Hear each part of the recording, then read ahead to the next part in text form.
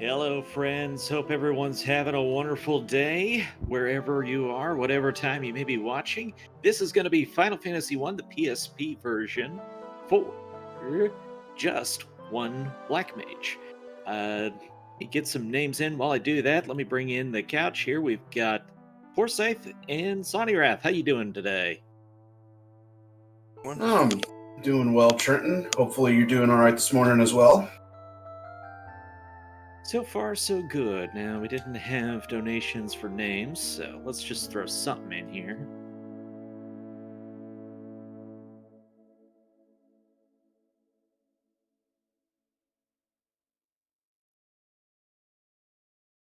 Surely we can recommend Dan for the Black Mage, right? I had a different idea in mind. I mean, which Black Mage name is it of yours that gets terrible HP growth? I think that one is Gilles. I think so.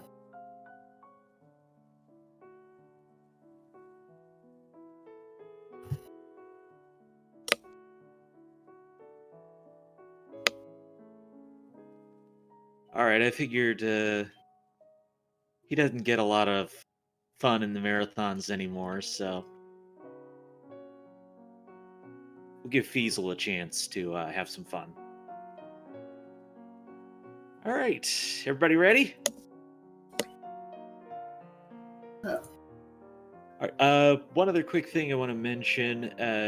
We don't really have donation incentives, but I tell you what, we'll do a friend for a friend. So if you donate, if you subscribe or gift a subscription to SG2 while we're doing the marathon, we'll talk to an NPC friend of ours. Several of them have names. We'll show them off and talk about their story. So here we go, first town.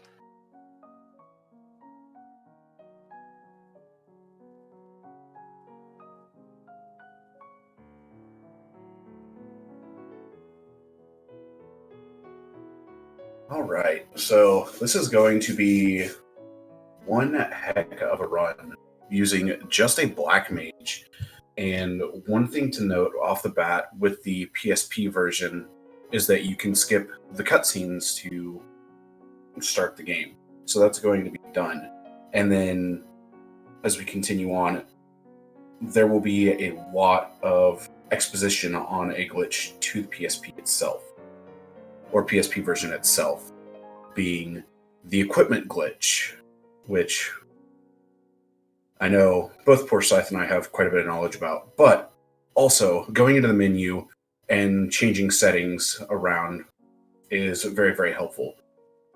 Now, in the weapon shop, the first thing that was bought was a hammer, and that is to do the equipment glitch itself. And that the equipment glitch basically takes an item ID and with frame perfect inputs allows the item ID to be changed from a weapon to a piece of armor. So in the case of the hammer, it has the same item ID as the knight's armor from the weapon to armor table, and the knight's armor to a hammer from the armor to weapon table.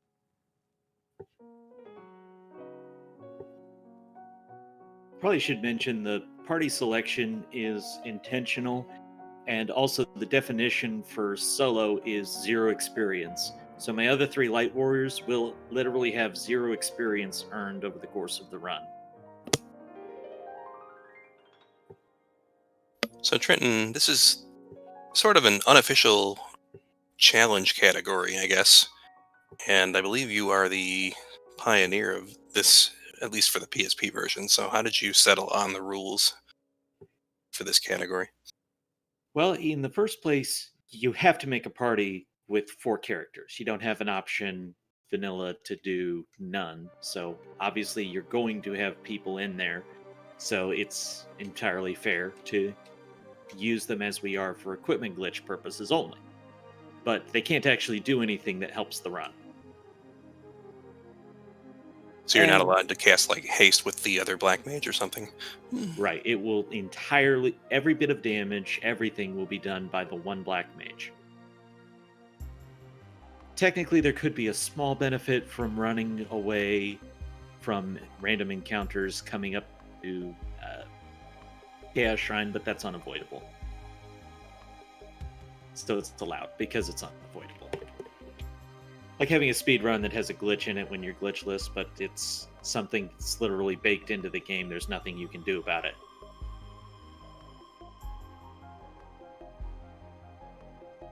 All right, time to make a very powerful piece of equipment using the cap that was just found to create a Judgment Staff, which is a weapon that comes from Atomos in Lifespring Grotto that, when used, casts the level 8 Flare spell. And for those of you that are more familiar with the NES version, that's the equivalent of Nuke, but there's a different formula for the damage with Flare in the later versions, being the Game Boy Advance and the PSP versions of the game, where it's calculated off of intelligence.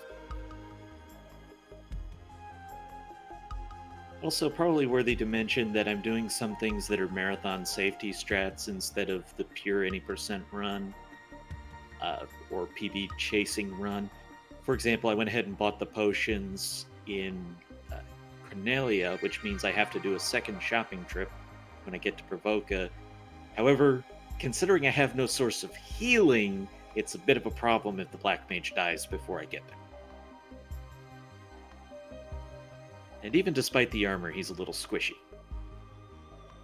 Yeah, so for those of you that are not familiar, Sonny did an early glitch to turn a hammer into a knight's armor, normally something you can obtain much later in Melmond in this version, and didn't have to pay for it, didn't have to do anything in order to obtain that, but having that much defense on his character essentially reduces the damage of most enemy attacks on that character down to about 1 or 0 at this point in the run. So even though he's hanging at about 20 HP by himself, he's not really in any danger at the moment of dying. So there's a question asking how the equipment glitch works. So the equipment glitch in and of itself, to put it at its most basic level, is changing a weapon to a piece of armor or an armor to a weapon. So in the case of the hammer, whenever that's used to do the equipment glitch, that turns into a knight's armor. A more in-depth explanation is it's very much item ID related based upon each table, because there are 2 different tables, one for the weapons, one for the armor. And another one for the armor to weapon is like the Judgment Staff that was created. That is very useful, especially this early in the game, since it does cast Flare.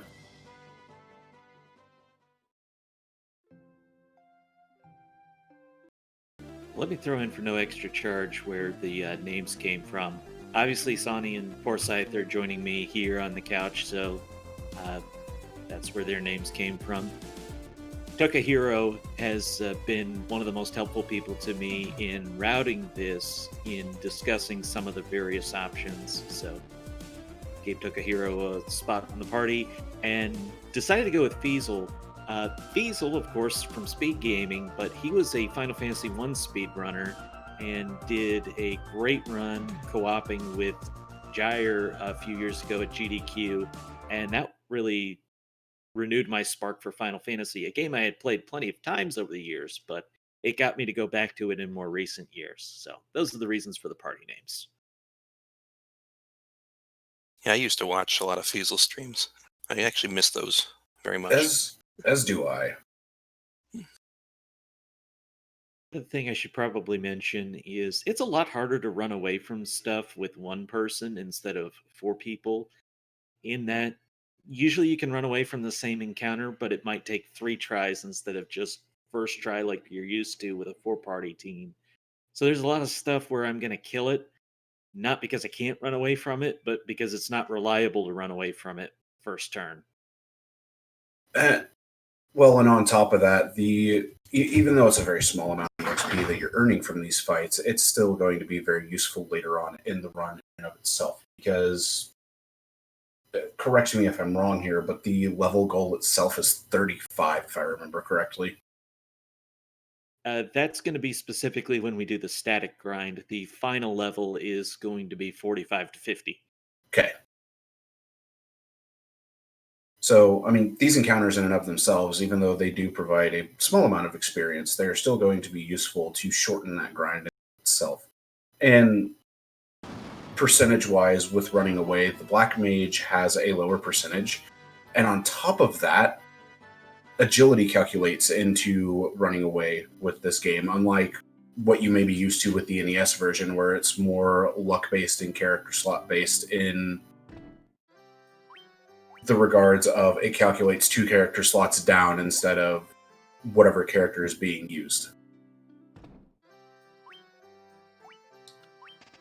So you guys might have noticed that he purchased some ethers, and I believe there's. I don't know if Trenton purchased Phoenix Downs, but I know they are a thing in this version. This particular version of the game has been, I guess you could say, casualized compared to the original versions of the game, and many things that exist in later Final Fantasies have been have been changed for quality of life purposes in this version. Notably, the dashing that you see him running around here, a lot of the consumable items from later runs, like the ether and stuff, are in here. And that's in here because the magic system has been changed to use MP instead of the charges of the original game. There's also saving everywhere. Anywhere you want, you could save at this point. So it makes things a lot easier and a lot safer. And one of the places that we very well may see a save at is Lich 1. But yeah, it allows you to play much riskier with certain bosses. But we have Bicky and his pirates taken down using the Mage's Staff, which casts Fira. And now there's a ship. We got ourselves a boat. I like to use the item casting magic, and I'll do that for fire and for blizzard. It saves me a lot of MP, which saves me from having to restore a lot of MP. So it's one of those things, it's an efficiency and menu time over the course of the run. It also saves about 2 seconds because you don't have the actual casting animation being played. The Mage's Staff casting Fira actually, if I remember correctly, is 5 to 6 seconds, whereas if you're using the Judgment Staff to cast Flare, it's 8 to 10 seconds. Yeah, we could just use Judgment on everything, but using the elemental spells is significantly faster per battle. As long as we can do enough damage to actually kill things, which affects which spell we use at various times. And correct me if I'm wrong, Trenton, you got that Mage's Staff from glitching the leather shield, which you bought in Provoca? That is absolutely correct. And then I did an additional thing, which is not done on the any percent run, because it makes this a lot safer for the Black Mage himself, which is I put another leather shield back on. So he's actually wearing a shield now, which he's not normally able to do. On top of that, you also created a Gladius out of leather gloves. Yeah, the biggest run killer of them all for me is Stun Touch. So I'll let you get into that in just a moment, but I do everything I can to avoid dying to Stun Touch. So if you guys are paying attention here, you might have noticed that Trenton is glitching some of these items onto characters and armor slots that they were never intended to, which is one of the benefits of the equipment glitch here. So he had 2 copies of the knight's armor on 2 different slots on his Black Mage, stacking defense, and you can do that for any piece of armor that you can glitch.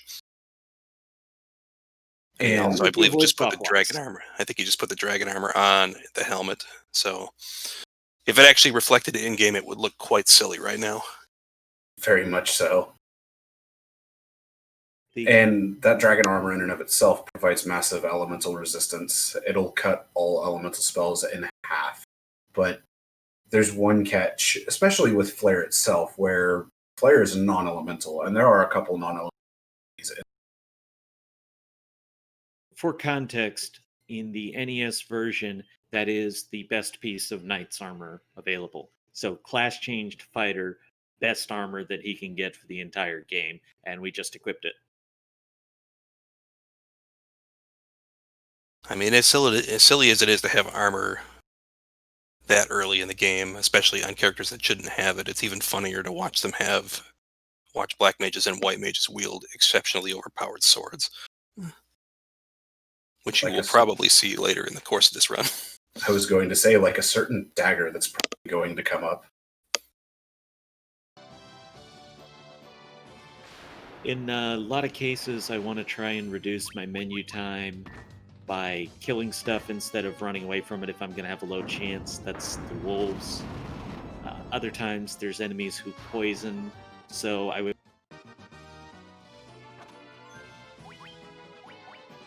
and make me menu to cure the poison. Not always going to work out for me, but that's the goal.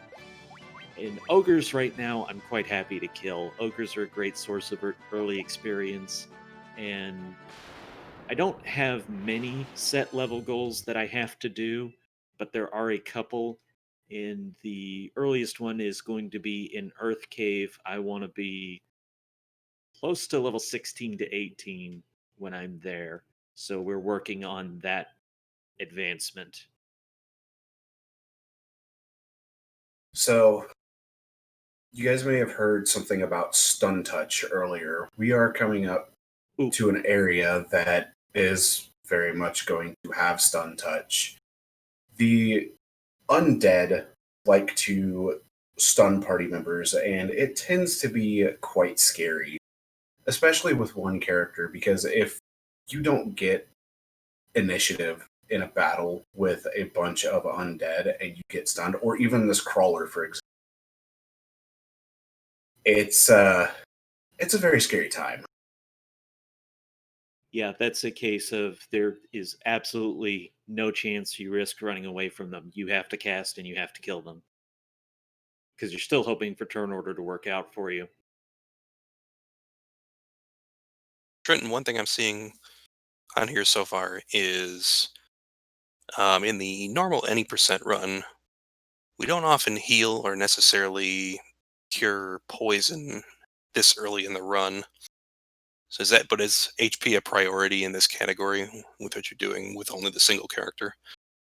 Well, again, the Black Mage has this habit of being a little squishy, and even with that Dragon Mail on, when we're up to the Wizard fight, it's going to be very noticeable. Now, I don't have to do a lot with the MP. Yeah, the wizards themselves, if you happen to know the full version or the NES version, shall I say, they hit very hard, especially at this level, and you don't have as great armor as you do at this point because of the equipment glitch, allowing us to have just absolutely ridiculous. So that's a stun. Yeah, so it's extremely nice to have. That's why Save Anywhere is the most OP thing in the whole game, and that's what we're going to do marathon safety strats, so I can just get out of those instead of having it be a problem. Yeah, that's definitely one of the situations where you'd rather reset instead of just sit and wait it out. Yeah, good amount of Piscademons here. 3 is a pretty decent number. In the Red Mage run, I actually farm a level there. I'll make sure I get to level 13 for the Astos fight. With the Black Mage, however, the level doesn't matter, so I don't spend the extra time here. Now, you used the Judgment Staff on that fight, correct? But that's because the Piscodemons are resistant to fire and ice damage, if I'm not mistaken. That's correct. Now, they don't resist lightning, and I did purchase that, but I can't do enough damage yet to kill them with it. So Judgment Staff is the only bet for actually killing them in one shot.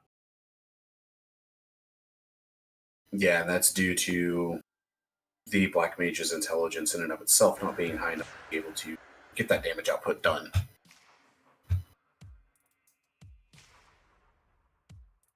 And you make I'm you guys already level 12, so your spell damage is going to get better as you level up, and I'm going to be a much higher level, obviously. So I'm going to do some damage numbers that are crazy as far as just normal run goes.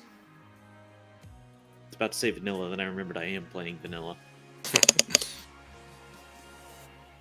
Yeah, I've been kind of in that mindset, especially after playing some of the randomizers as much as I have. So I absolutely understand.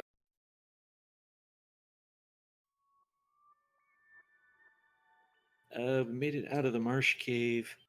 We haven't seen the scariest enemy on this overworld yet. I'm sorry, I said that a little ahead, but on the overworld, we're particularly worried about an encounter called the Ghasts because of their stun touch ability. And just wanted to touch on this real fast. The reason for the dagger I'm using right now is it increases agility and evade a little bit. It's not big, but I'll take every little scrap that I can get right now. And that's also true of why I'm using the dragon mail instead of the knight's armor. The actual evade of the character is better with that armor. So I've that plus the shield. This is literally everything I can do to scrape out as much evade as I can right now. Yeah, the dragon mail itself is a lighter piece of armor than the knight's armor, which helps boost that evade pretty significantly, honestly. The next best thing you could really have from there is like a diamond amulet. But at the same time, since this is the PSP version and there are the extra dungeons being the Labyrinth of Time, Lifespring Grotto, Whisperwind Cove, Earthgift Shrine, and Hellfire Chasm, there are a bunch of extra items added in. And 4 of those 5 were added in the Game Boy Advance version, being Earthgift, Hellfire, Lifespring, and Whisperwind. So we'll see more items from those here in a moment. But first, who's this king? He's in a very rundown castle. He's surrounded by bats, so you know he can't be a nice guy.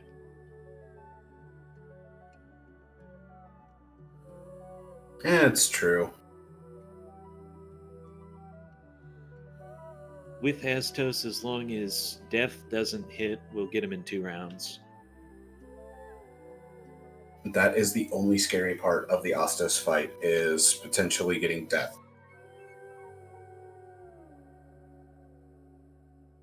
That was rub in the NES version, because 4-character name limits, they had to get creative on many of these things, and you start to appreciate how difficult that is when you realize how hard it was to name your own party.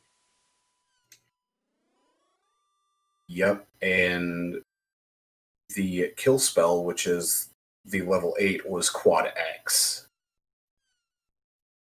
Now that one was just Western censorship, which, not at the cap to them. It gave us some great games that weren't protested by or anything, so I think they did a good job with that. I agree. And your level's looking quite good at 14 right now. Yeah, right now I have no interest in killing anything but ogres. In fact, I don't even like killing a single ogre right now. Not that I won't do it, but pretty soon we're going to raise our agility. We're going to be able to run from a lot of this riffraff encounters. But still, even with the level, which is crazy high for the stuff we're encountering, it's not necessarily easy to run from it. And I don't want to lose 2 or 3 turns trying to run and take all those attacks. It just wastes more time. So, quick question for you, Trenton. I mean, how important are the HP level ups that you can get in this category? It's never actually bothered me what the HP gets to. The only major concerns are,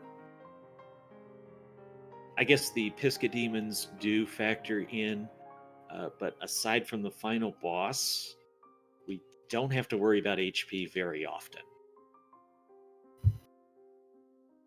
Do you have like a target in mind for chaos? When I have the levels, the HP is just works out. I don't ever sit there and think, okay, I got to level more to get enough HP. Uh, Instead, I'm purchasing the Giant's Tonics later on, and they get me over the threshold I need. And the Giant's Tonics in and of themselves are extremely useful items anyway. Yeah, we have backups in case of War Mech, I'm just saying. I mean, it'd be nice to see the Death Machine. Did not see him in practice, so I'm not saying I'm due, I'm just saying we have backup Giant's Tonics in case. And that'll all make more sense on the final boss. I just don't want to use all the ammunition right now.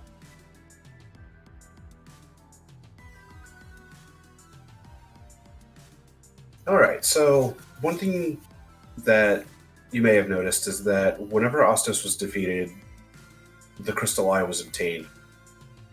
Welcome to fetch quest number 1 of turning in the Crystal Eye to get the Jolt Tonic to then get the Mystic Key. That's fetch quest number 1 of... Now, let's just be real. This game is just a massive fetch quest. There is a lot of fetch questing going on. The nice thing is, at this stage of the run, you're starting to feel the optimism because you know what's coming once you get the Mystic Key. And that's going to be a whole lot more running away. Plus, unfortunately, just without that extra agility, which we'll get into once we get the equipment, it's just... there's a lot of killing stuff you'd rather run away from. it's going to be plus 15 agility if you... Or, no, plus 10 if you do what I think you're going to do. I'll be doing 3. Oh, will you be doing 3? Perfect. Then it's plus 15. Plus 20, because the weapon as well. Oh, yeah. The Gladius does give an extra 5. I keep forgetting you have the Gladius on since I'm so used to the any percent route. Yeah, so I started with the any percent route as a baseline to figure this out. And one of the reasons the whole thing appealed to me was the idea of doing some routing, of instead of just using what somebody else has done, saying, okay, where can I change this? Where can I adjust this, that, and the other thing, and sort of craft my own path through this game? Something that's a really exciting challenge to me. And then there's been these constant little tweaks of, oh, I can get this dagger, and that helps. I can get this sword. That helps. Minor optimizations, if you will. Uh-huh. So that dragon armor instead of the knight's armor is not strictly required, but it makes life better. The shield is something that just makes life better. Well, the Dragon Armor also provides a bit of safety anyway, in case you do get hit with anything elemental-based. Yeah, even though I'm about to unequip it, it's going to make a return appearance in a little bit. Do you want to explain preemptives real fast? Yeah. Go for it, Forsyth. Oh, I can do that for you guys. So if you guys are familiar with encounters in pretty much any Final Fantasy game, you can get a normal encounter, like Trenton is most of the time, but you might also see preemptive encounters and ambush encounters occasionally. In the event of a preemptive, your first character to attempt to flee will succeed. So that's a free encounter essentially, and you don't have to worry about being able to run away from a preemptive encounter. In the case of an ambush, though, the enemies will all get a turn before you get to act in that, and depending on the number of enemies there is, that could waste a significant amount of time. And especially if they have some nasty status effects, that could be even more problematic for you. So generally speaking, we want to avoid ambushes as much as possible, but it's not ultimately up to us when this happens. So we just take advantage of preemptives and try to avoid ambushes where possible. Yes, right now I'd happily run away from any random encounter. Thus, I am quite content to do so when I get a preemptive. Hey, you woke up the Elven Prince and got your Mystic Key. Ew. I mean, you could even just, if you don't want to run away, you could even just take a free encounter if there's a preemptive and kill them for experience. Right now, my level is so high, there's nothing that's really worth it. Double Ogre is like the only encounter that would be worth any meaningful experience at this stage. All right, so second round of equipment glitch, if you will, and this is a larger round. Changing a mithril hammer into thief's armlets. These thief's armlets themselves give +5 agility per armlet on top of the +5 agility from the Gladius. That's an extra 20 agility, which makes running away from encounters a lot easier. It's also worth noting that the enemy and character turn orders is also influenced by agility, and the more agility you have in your character, the more likely they are to take their turns earlier in the order, which can help with running away.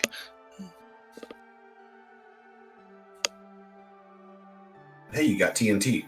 Oh wait, it's nitro powder. Well, whatever you call it, it's all part of blowing things up. So now with all that increased agility, running away from stuff is realistic, and we'll be able to do that a lot more often. Not to say we'll succeed every time, but it will happen at a much better success rate. So Trenton, I have a question for you. Are you going to try the 15 puzzle to get an emergency exit? That would not be a marathon safety strat, so no, we will not be doing that. And actually, when I do that on a PB run, I will do it as soon as I get the boat. Because then Okay. if I fail it, I'm resetting that fast into the game, so it's a much better point to do that at, in my opinion. So I guess one question I had for you, Trenton, is you chose a solo black mage for this run. How did you settle on choosing this particular category, and have you played around with any other character classes?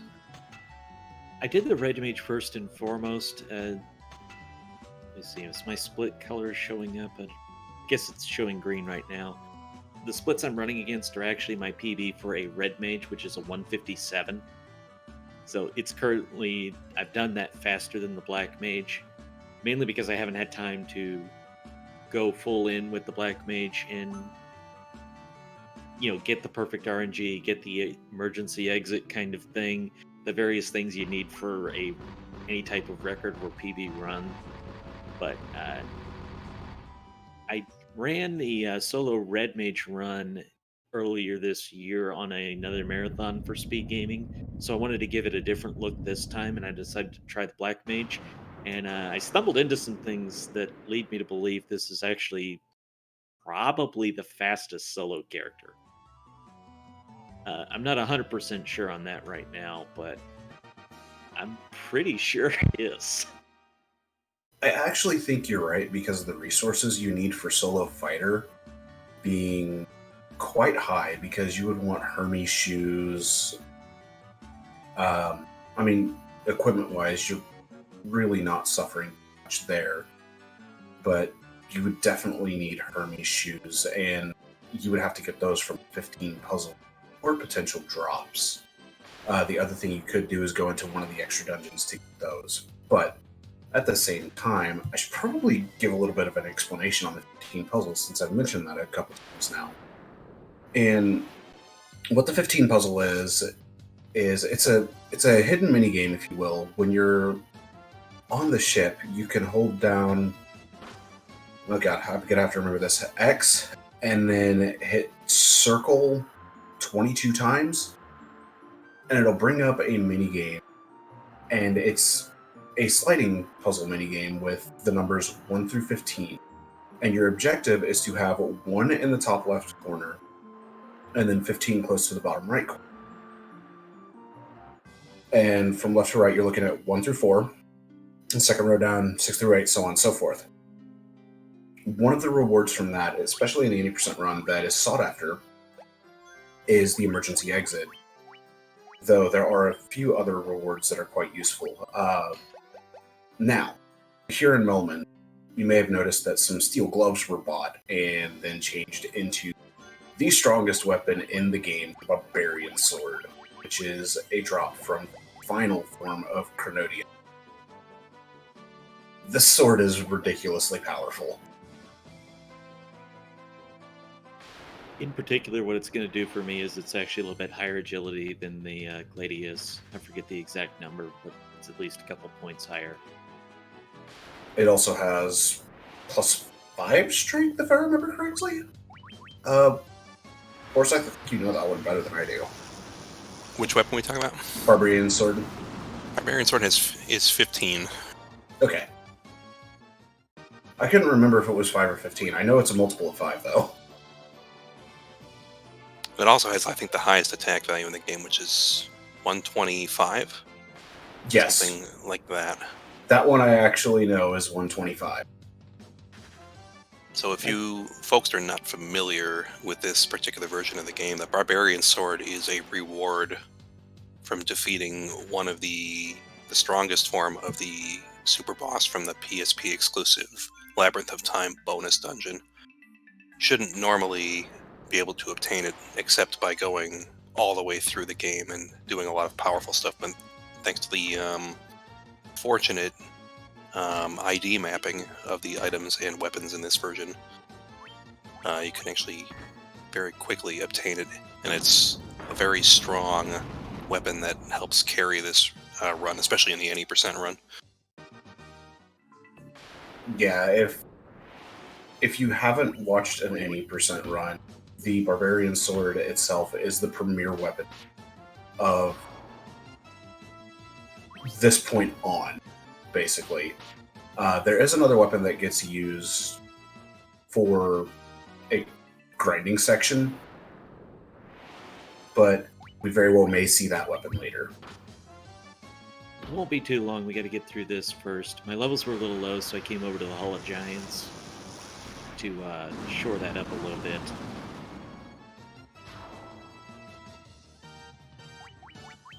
I have not seen this corridor in a long time. It's just the easiest place to make up the experience. Unfortunately, some lizards slow me down. Need to clear them out of the way.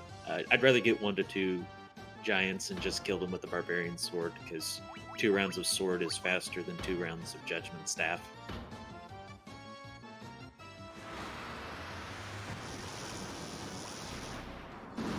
And you can start to see how they can chip away at the HP even with this armor on.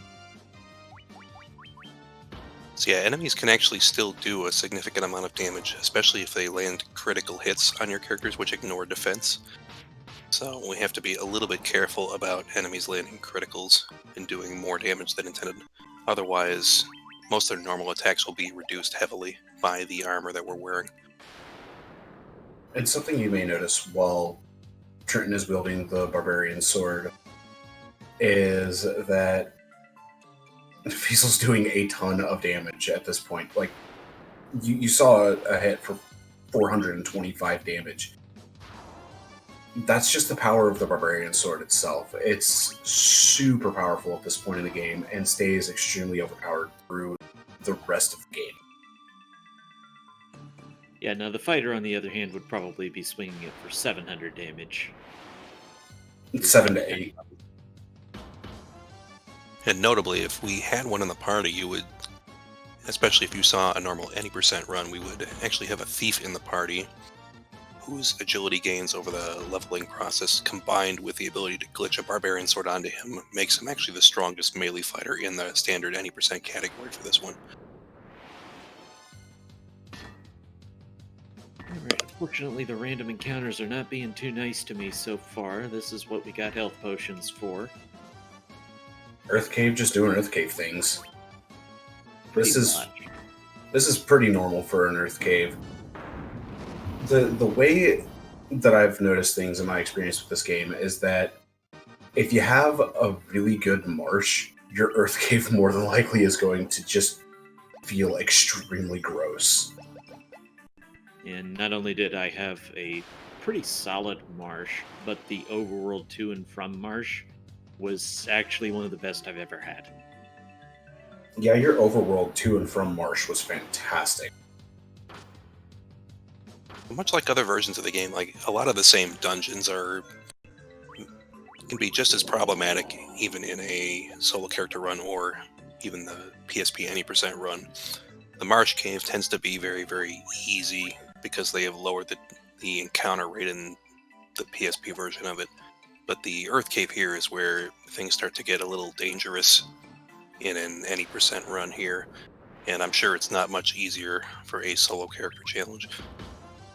No, the third floor of Earth is what I have long since dubbed the floor of frustration. And there will be more deaths to this floor than any other place in the game over a lifetime of playing it. There's just a bunch of encounters that can really mess you up. The ghasts are here. They like to hit 3 times each with their stun touch. So that's a lot of attempts focused on one character. There's, of course, the jerk birds that like to turn you into a statue. You're actually relieved if you see Pisca demons, because at least you can kill them, and they're not going to kill you. Well, this is also the first floor that you encounter, or that you encounter unrunnable encounters. The Pisca demons themselves, since they were actually a spike tile in Marsh, or a trap tile, depending upon how you want to look at it, they are actually flagged with an unrunnable flag, and there are quite a few monsters throughout the run that will be seen that have that unrunnable flag. Notably, the game doesn't offer any feedback about this other than you'll just fail to run if you keep trying to run against an enemy that you are not able to run from. You won't see any. I've played enough that it sort of gets ingrained. The only mistake I tend to make is there's a couple of formations I see and I'm not sure, so I tend to treat them as unrunnable even if they are. And here we see the power of the barbarian sword just taking down the vampire in one melee attack. Taking down what? Speed bump. I mean, can you even call it a speed bump in this one? It's just a minor hindrance. You just gotta walk around it. Crack in the sidewalk? Yeah, there we go. So, question in chat as to what time's needed for an emergency exit in 15 puzzle. Anywhere between 30 seconds and a minute to potentially get the emergency exit. It is a 1 in 6 chance. So by no means is it guaranteed. So basically from the time you enter the 15 puzzle minigame, you're going to have a set rotation on your prizes. And from there, it's really luck based upon where your rotation lands. And I've done a little bit of looking into it. And from what I've been able to tell, it's very much frame based upon when you enter the 15 puzzle. Just a general clarification, though. For you have to finish in second place to have a chance for the prize there, and the default first place prize time is 30 seconds when you start a new game and 1 minute for second place. So you have to beat the second place time and finish with a time slower than the first place time, so between 30 seconds and a minute in order to do that. And then if you were to subsequently play it again after that, it would update the times with your new second place time, and you would have to continue to beat that at second place time in order to continue getting more and more of those, which is notable in a GBA category run, which plays a lot of the puzzle in the early game to get a lot of the prizes and mega elixirs they need to complete that category. And the mega elixirs themselves come off of the first place time being beaten. So more often than not in that one, the objective is to get a high 29 and then just continue lowering from there. Yeah, sandbagging your times a little thing is a good idea to do that if you want to give yourself more of a buffer to be able to repeatedly beat it over and over again to finish in first place. Personally, when I do go for it, I'll make 2 attempts because you've already invested the menu time. So it's doubles your odds of getting the reward you want, and doesn't have nearly as much overhead as just one does. Trenton, you had a pretty good run getting out of Earth Cave there, and pretty good overworld run on top of that. We did get the scariest encounter of the entire run on the walk out past the vampire, but I had safety saved, so that was all right. You did. I noticed that. So that was the gassed encounter, because that's a lot of hits of stun touch too. It's just basically gonna kill me, and I'll reset quickly when I get stun touched because I just know what's gonna happen. Because they're reapplying it every round anyways when you start talking about 12 hits of it. It is a scary, scary thing. I'm sorry if this is commentator's curse for later, but there is another thing to really have to worry about. You But- mean Death Touch? Mind Blast Death Touch, yeah. Death Touch won't actually be anywhere near as threatening because, of course, our magic defense is going up with the levels. So when you start talking double this level in an endgame level, you're designed to be pretty resistant to Death Touch at that point. So as far as those enemies go, even when we start seeing them, there is a risk. It is a real risk, and I will have safety saves, but I think I've had Death Touch work on me once. Yeah, it's something that's completely possible, but it's extremely unlikely. It's still just something to worry about. Right now, a lot of my time loss on my splits as I'm looking at it is just to all these extra saves that I wouldn't do on any percent run. I probably wouldn't have saved since after the vampire, and I believe I've saved 3 times since then. Yeah, but in the case of a marathon run, it's better to be safe than to have something go completely awry. Yeah, we absolutely. I want to. It's a lot less time loss than it would be to encounter gas on the overworld and be all the way back at Earth 3. So for marathon purposes, I'd much rather do it that way. By the way, we're like at level 18, 19 now. So Yeah, I think I saw 19. yeah, that would be like approximately what the fighter would be up to for the final boss, if you're lucky, on just any percent. So it just kind of puts the levels in context. More often than not, you're looking at 22, maybe 23, based upon encounters themselves, because unrunnables. They do happen. On the plus side, all this agility plus the levels, we have so many more successful runs now than I would have had early on. Which is convenient because none of this stuff is any good for experience, really. Actually, the gassed encounter is decent. But considering we're going to have a much better source of experience not too long from now, it just really feels like a giant waste of time. So I will notice so far that you've been following mostly the intended game order in terms of having to go from location to location. You haven't had to detour a lot. And that is also something that doesn't happen a lot in the PSP any percent version. Are there a lot of detours that you have built in later parts of this run, or can you just continue charging from objective to objective and boss to boss? You're pretty linear until you get the canoe. I'll be dungeon-wise on the any percent route until we get the airship. And then we'll start deviating a little bit to do things more efficiently for the party selection.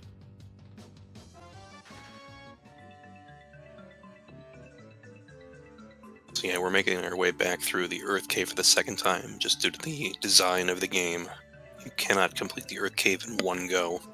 You have to go down to the 3rd floor here, defeat the vampire, pick up the Star Ruby in the chest, and then you must exit back out, head west, and turn in that ruby to obtain the Earth Rod needed to proceed farther in the Earth Cave. And that's the same as in, I believe, the NES version and all other versions. Yeah, I Yeah. think that was a trick to slow the game down. You almost made it through the floor. You had that mage staff queued up, and then the game just said, sorry, no dice for you. Noteworthy that the whites and the ghasts, they're attacking 3 times.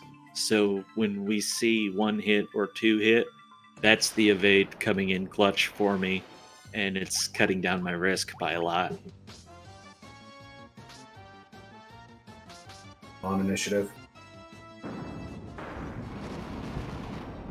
So if you get stunned immediately, do you tend to instantly reset, or do you tend to try to play it out and see if you get lucky with recovering? If they ambush me, I play it out to see if I can get the mage staff off.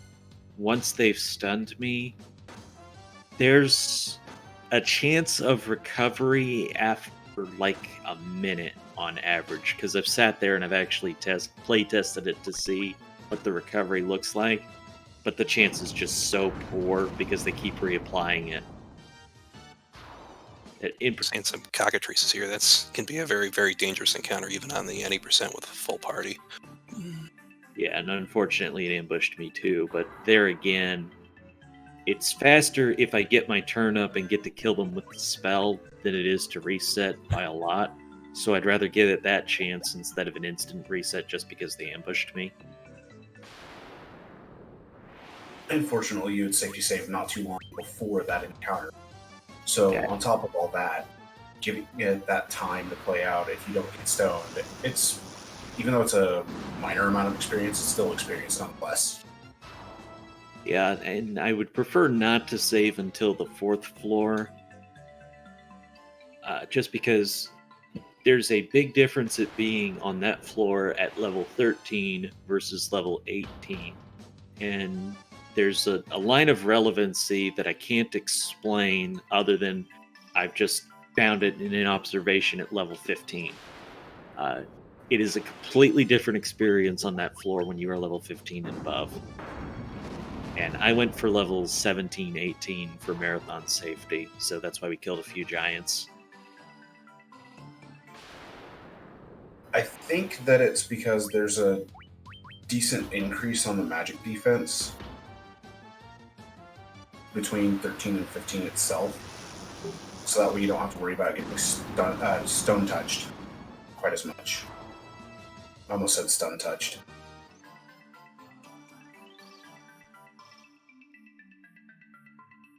We haven't been doing too much with the MP, but one of the reasons you'll see me restore it up for the boss fight is so that I have it for later, and I'm trying to combine menu times for efficiency. So we've made it here to the first major boss in the game. And in a typical any percent run, we would just try to damage race the Lich here. So I guess I'm curious to see what your strategy is for this fight here.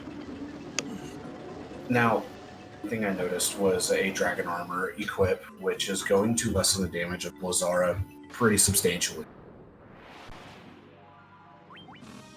That's one way to put it. It's sort of a safety I kind of just stumbled upon for an any percent run, in case you didn't want to save. And just like that, goodbye Lich. So, yeah. In my any percent runs, I've actually taken to equipping that on the Black Mage anyways, because the 5 agility for 1 Thief's Armlet of the whole party doesn't really make a difference, but then he automatically is surviving Lich, and in Ice Cave, I'll even survive a Blizzard Dragon ambush at that point. So it's a nice safety. Now, Forsyth, I know you're about as used to this as I am, but going into Lich, not getting initiative, and then first turn Blazara wiping your party, that is one of the biggest fears of an any percent run, especially in a race or marathon setting. Even though in race and marathon settings, a safety save would be made like Trenton did just before fighting Lich. it's still a very real possibility to wipe due to that. And Lich, on top of that, also has the potential to give stun touch when doing a physical attack.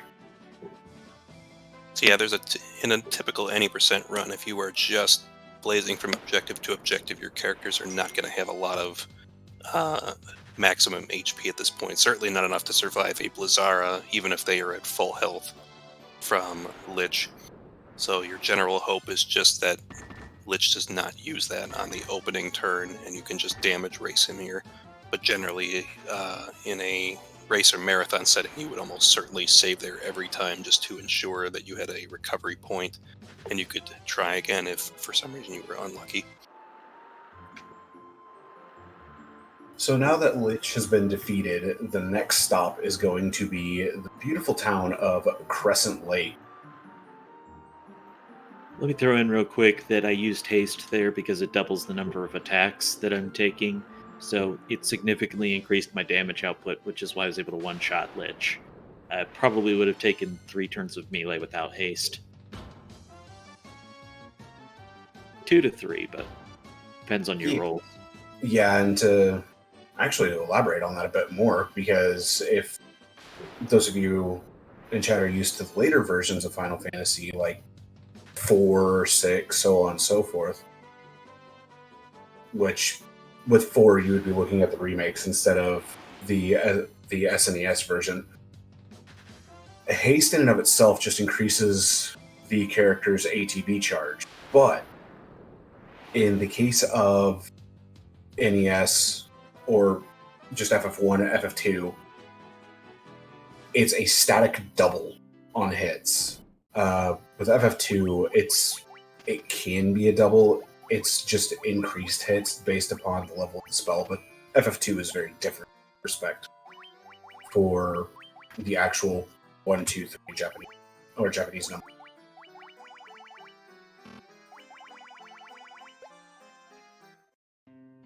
But welcome to Crescent Lake, where things are about to happen. Just a few things. Few important things. It's very nice for my equipment upgrades that it affords me. So the agility bonus that's been had is now about to skyrocket. Bunch of black garbs and the lust dagger in and of itself.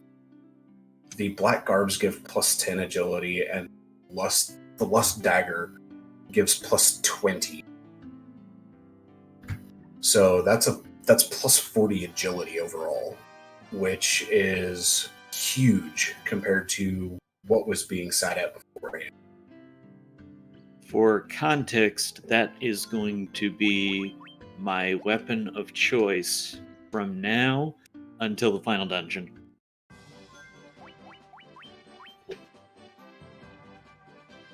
So for about the next 45-50 minutes, that's going to be my equipped weapon. So we had to visit Crescent Lake to pick up the canoe, and getting access to the canoe gives us additional access to other destinations in the overworld. So things start to open up from this point onward, and we can choose more of where to go. Notably, you can go to the ice cave from this point, and you can also go to the Citadel of Trials if you wanted. So it looks like you're heading towards the ice cave at this point in time. So two major reasons. One, for travel, it unlocks the airship, which gives us destination to everywhere else. And also, my next split is actually the level grind. So it'll be the last time I'm ever static to do anything for experience. But getting that out of the way, it sets me up to purchase all the spells that I want to, and you may want to elaborate on that point just a little bit. But I get all the benefits of the stats, all the benefits of the levels for as much of the game as possible by doing it this way. So in an any percent run, we will typically pick up for the Black Mage, Teleport, Haste, and then Fyra, Thundara, and Blizzara. So I'm wondering if there's any additions or other changes you've made in this run. Spoiler? Saber.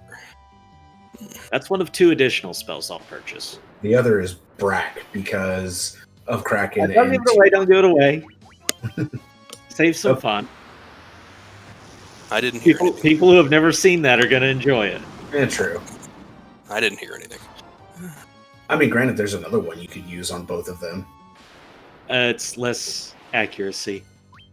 I know, but that one's more fun with the animation. Keep it a secret for now, chat. Yeah, you randomizer players, you know what it is, but particularly people who have only seen the any % round on PSP have never seen that happen before. It's a fun one. Speaking of fun, we're in the ice cave now. No, this is not fun. There's no ice cream despite the name. It's just a tease. So even on the PSP version of this is still a very, very dangerous location in the game, just like earlier versions of the game here. It's actually safer on the NES version because you route out Death Touch. Yeah, no kidding there.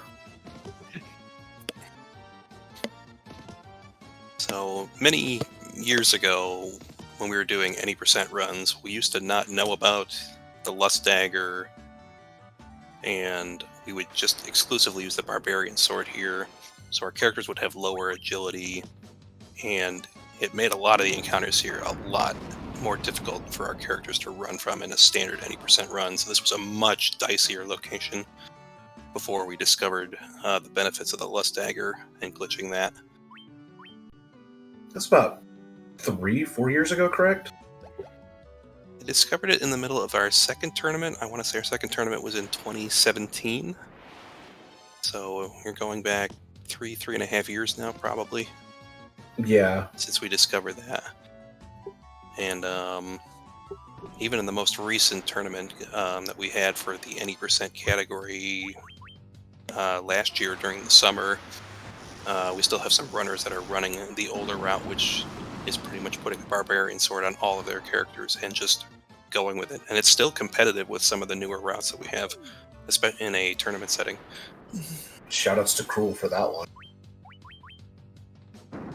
There's definitely a bonus to the agility. It's possible to do it without it because my earliest runs, solo character-wise, were Red Mage here, and he would have the Barbarian Sword because it was for bosses. Then I started experimenting with it and figured out, okay, I make all my randoms better with the dagger instead, so let's do that. And this encounter luck has been atrocious, by the way. The actual enemies that I am seeing, even if turn order has worked out for me, this has been horrifying. So we had some questions in the chat about asking if the PSP is the best way to play 1, 2, and 3. It is certainly probably the most casual friendly versions, 1 and 2 especially. I would a have lot to of quality of life enhancements made it just a much simpler game to play, and notably if people are interested in picking up the speedrun of 1 specifically, this is certainly probably the easiest version of the game to speedrun, because you don't need a ton of game knowledge to be able to get from the start of the game to the finish of the game. Yeah, in the case of this version, you just need to know pretty much the maps, what you need to do equipment-wise, things like that. Whereas with the Game Boy Advance version, you have to know your equips, you have an actual gold route. There's a lot more that goes into that. And then if you actually look at the NES version, you have to know step routes, you have to know when to reset. If you're doing the manipulated run, you have to, the full-on manipulated run, you have to know every little bit of manipulation. By the way, we're going to level 33 here, so we're going to be here for a minute. Do either of you have the schedule up to promo any of the hype stuff coming up? I'll throw in that 6 o'clock tonight has a Breath of Fire run by my friend Nora, and looking forward to that one. But there's a lot of fun coming up with this marathon, and of course the tournaments on SpeedGaming itself this week. Just looking at the schedule ahead, we got some Streets of Rage coming up after this with Sonic Man. As well as Super Puzzle Fighter, which will be very good. So There's definitely got a Skyward Sword run coming up too later. Yep. There are a lot of very, very good runs coming up. Like Trenton mentioned, Breath of Fire, which is an extremely good game. You've got Untitled Goose Game, which that game in and of itself is very fun, both to watch and to play. Like we mentioned earlier, Streets of Rage 1 through 4, Super Puzzle Fighter. Later tonight, Super Mario Brothers, Sonic 3 and Knuckles, Super Mario World, Super Mario Land, and closing out the night with Super Metroid. So we've got a lot of really good runs coming up tonight, and you'll definitely want to stay tuned even going into tomorrow, because there's a Metroid Zero mission, depending upon time zone, of course, tomorrow or even later tonight. Metroid Zero mission, just all sorts of stuff. And my very good friend Von Yvonne running Newtopia 2 at 4:37 Eastern Time tomorrow. And if you miss these live, be sure to check out the SpeedGaming YouTube to see all sorts of great runs on there. The Breath of Fire run, I want to add, might actually be more broken than anything we do in the PSP version of FF. And that's saying something. So meanwhile, what are we up to over here? 32 right now. I want to see one more level. Should be 2 eyes, I believe. So notably, this is a very common grinding spot, especially in this version of the game. I see Evil Eye is a predictable enemy here that we can just step onto this tile in order to force an encounter with. We don't have to worry about preemptives or ambushes from that. And we don't have to worry about other random encounters here, unless you get really unlucky on getting an encounter on the off tile. And each time we enter this fight and defeat the Eye, we get over 3,000 experience and gil. And since experience is shared among all surviving party members, if there's only one party member, he gets all the experience. I was actually off by a level on my target, but that's okay because I've got a spot I'm going to make it up. And it won't set me back too much, but when you level up this much, you see a noticeable increase from spell damage. So these numbers are getting a lot bigger now whenever I use something. Yeah, like I mentioned earlier, just to go ahead and reiterate it, the damage from spells will increase as not only your level increases, but your intelligence in and of itself increases. The intelligence allows the spells to grow in power very, very quickly, and to the point where you could see Flare doing 600 plus damage as if it were nothing. Yeah, I'm actually quite relieved to get out of that ice cave because, as I said, in terms of formations, that was an extremely scary ice cave. I was getting every bad formation for me that I could, short of the mind flayers, but we got through it all right, so I'm happy. Yeah, you didn't see any sorcerers. That was the good thing. See any sorcerers? You didn't see any white dragons there, and the dark wizards that we ran into were thankfully preemptive encounters that we could get away from easily. I had the dragon mail on, so those actually aren't as scary with the dragon mail, and also about double the HP I'd normally have here. You mean we didn't see doubles dragons? We did not. So for anyone that's not familiar with the 90% run, it can still be very, very dangerous on the run out of Ice Cave, and any of those enemies that we just mentioned here can quickly turn a run against you if you're not careful. And in the case of the white dragons, they're actually a 1 in 64 encounter on the first floor of the ice cave. I believe they're a 1 in 32 on the lower floors. It would only do something like 40 to 60 damage if they blizzard me with the dragon mail on. So that's the reason I kept it on instead of a third black garb, even though for most encounters the black garb would serve me better. But there's enough enemies in this section of the game doing elemental damage that the dragon male resists, that I find it better to keep that on until we go to survival tests later. But before any of that really happens, the next stop is here at the Ryukon Desert in order to use the Levistone, or if you know the NES naming convention, the floater, to raise the airship from the desert.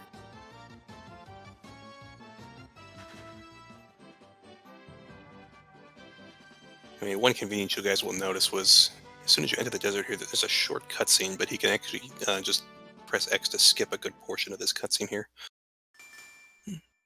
In the GBA version, a lot of these same cutscenes play out, but you actually cannot skip them in that version.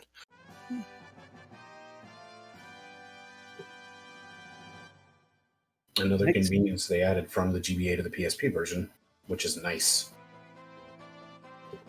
We have a little bit of risk on the overworld in the next section, so it definitely warrants a safety save. But Citadel of Trials is going to be our next major destination.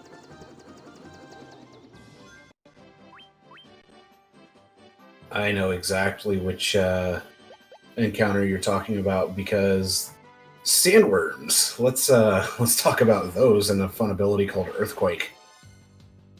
Can we not talk about them? I don't. So there's the general encounter chances are actually very low in this section, particularly in the desert tiles. Each of the different tiles on the overworld, the types of tiles like desert tiles or forest tiles, actually have different encounter rates. Forests being some of the highest and desert being some of the lowest. So while there's a low chance of getting an encounter in the desert, one of the enemies you can encounter there is the sandworm. And the sandworm has a chance to ambush you, and if it ambushes you, it has the chance to cast Earthquake. And if you don't have the right gear for that, you can wipe pretty unceremoniously. Sadly, Earth Element is not resisted by the Dragon Male. Just fire, ice, and thunder. But that's still significant enough to be I won't say the most valuable piece of equipment that I have right now, but it is substantial. So in a standard any percent run, you may see people, especially in a race situation, you may see people save before they hit that desert spot, but a lot of people will just run and gamble with it. But it has cost some people races by being just a little greedy in that section. When you have 4 party members, the risk of it wiping out all 4 is not that high. So as long as you survive, all is well. But when you need 100% of your party to survive, that's a little bit different risk. So welcome to the Citadel of Trials and the Pillar Maze. Maze in quotation marks. To answer the question in chat, yes, this is the PSP remake of FF1. So there are a couple of scary encounters. The biggest one really being the sorcerers that can cast Mind Flay, and then you've got the Minotaur zombie encounter that's unrunnable, as well as the potential dragon zombie encounter that also is unrunnable. We'd actually welcome the dragon zombie encounter. Would love to see that every time it cares to show its face. The Mind Flayers are going to be rare enough. It's not uncommon for me to go through here never seeing them. So while there's certain enemies like these Rakshasas and I think the Horned Devils are not particularly dangerous, they can waste a lot of time with their attacks. Yeah, this is could have gone better. I thought I'd be able to kill them with Blizzard, but we're just going to do this, no messing around. I know these enemies are considerably more dangerous in the NES version of the game.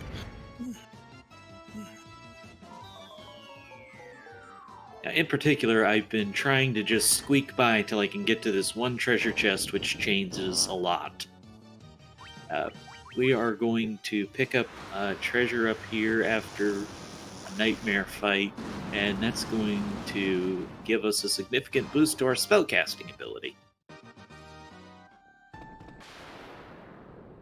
But first, Nightmare Tile. And with the armor that's currently equipped, the Nightmares in and of themselves really aren't going to do much of anything. The worst they can do is snort and cause darkness. One thing to note is they're are a very terrible enemy to try and run away from. Yeah, they in the PSP version, yeah, it tends to be not very easy to run from. So we do not usually attempt to run from this encounter, especially, and it's also been redesigned in this version so that you have to pass over that tile twice and get 2 encounters with them. So, question in chat about the damage rolls being bad RNG and the Judgment Staff doing 350. Part of it's based upon the enemy's magic, the encounter's magic defense. The other is that Flare is non-elemental damage, so there's no actual resistance for non-elemental damage outside of whatever their magic resist is, potentially lowering the damage in and of itself. On top of that, the spells themselves increase in damage based upon the character's intelligence that's casting. So with the Lordly Robes equipped, that they give an intelligence boost, and I forget the number off the top of my head. So it's going to increase the spell damage significantly.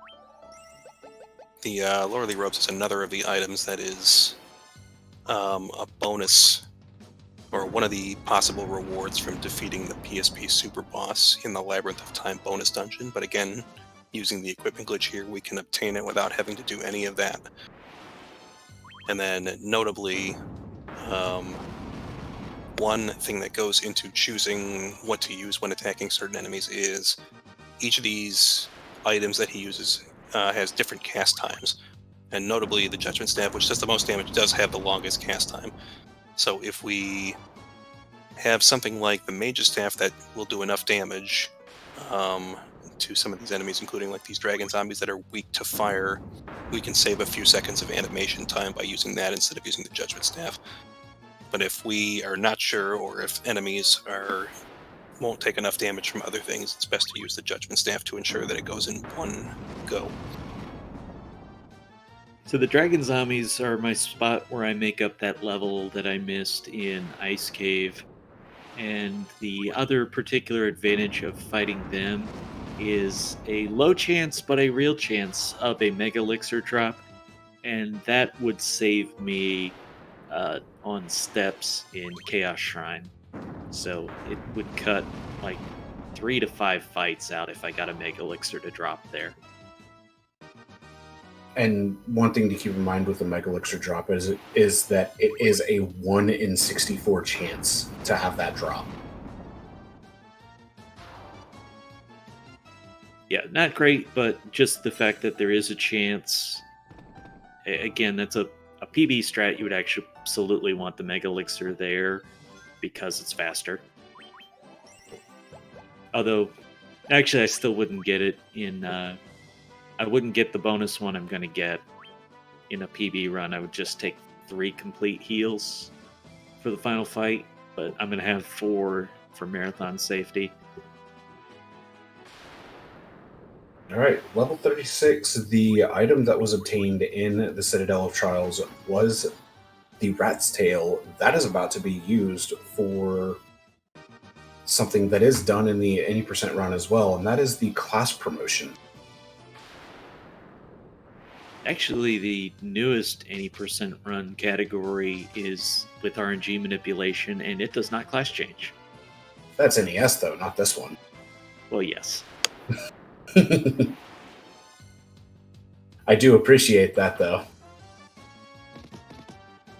Yeah, Fred Coughlin, who is well known for randomizers in particularly, really broke down the NES version of this game. And it's every single action planned out, basically, to get the RNG result he wants to. And as long as he executes that, that's pushing the 2-hour mark. I think it's a 2:06 or something right now. That's just incredible at this point, because each of these different versions of the game has its own different advantages and disadvantages, and notably the PSP is the fastest version of the game just because of the equipment glitch, essentially cutting the need for you to grind levels and gain equipment over the course of the run, so you can just barge from location to location as quickly as possible with minimal detours and minimal grinding. So a typical any percent run, once you start to get towards the high end, is about an hour and 30 minutes. So it only just occurred to me that I never actually went and edited my splits to the current route. So some of these are a little outdated for me. That doesn't matter for anything on screen, but it's just a thing I'm noting. Fiesel's looking good right now. We're gonna get spells, and then we have to do another fetch quest, which thankfully, because we know the order, we're able to skip a good portion of it. So if I'm not mistaken, doing the class change here allows the Black Mage to get their spells greater than level 5, if I'm not mistaken. The Black Mage can learn level 6 magic, but the Black Wizard has access to the level 7 and level 8 magics. But yeah. And notably, teleport is locked behind being a Black Wizard, so you would need the class promotion in order to be able to purchase that. You have to be able to purchase, you have to actually have the appropriate level in order to be able to purchase spells in this version of the game. So we can't, like, pre-purchase the spell and then wait for us to level up. So Graffin226 actually put something that was going through my head into chat. Hey, an unrunnable encounter. And that is the worst change from NES to every other version, being the Black Mage's sprite. Or Black Not much you can say about it, but yep, that's a thing. Alright, welcome to the Desert Caravan, where we are buying a bottle and then buying 11 Giant's Tonics. These were mentioned earlier on, and what the Giant's Tonic does is it increases the max HP of whomever it's used on by 200.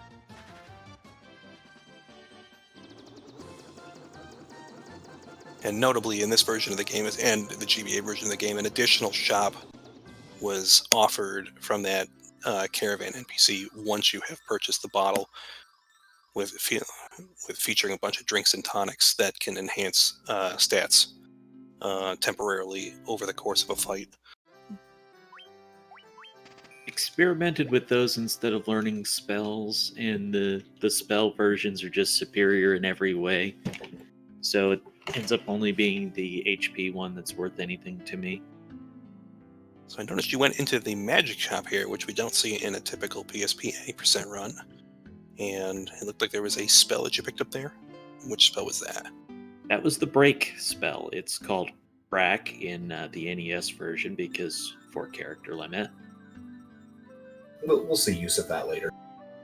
Oh yeah, it's going to come up. Now, I messed up and forgot to do one thing, so I'm going to have to do a little correction here.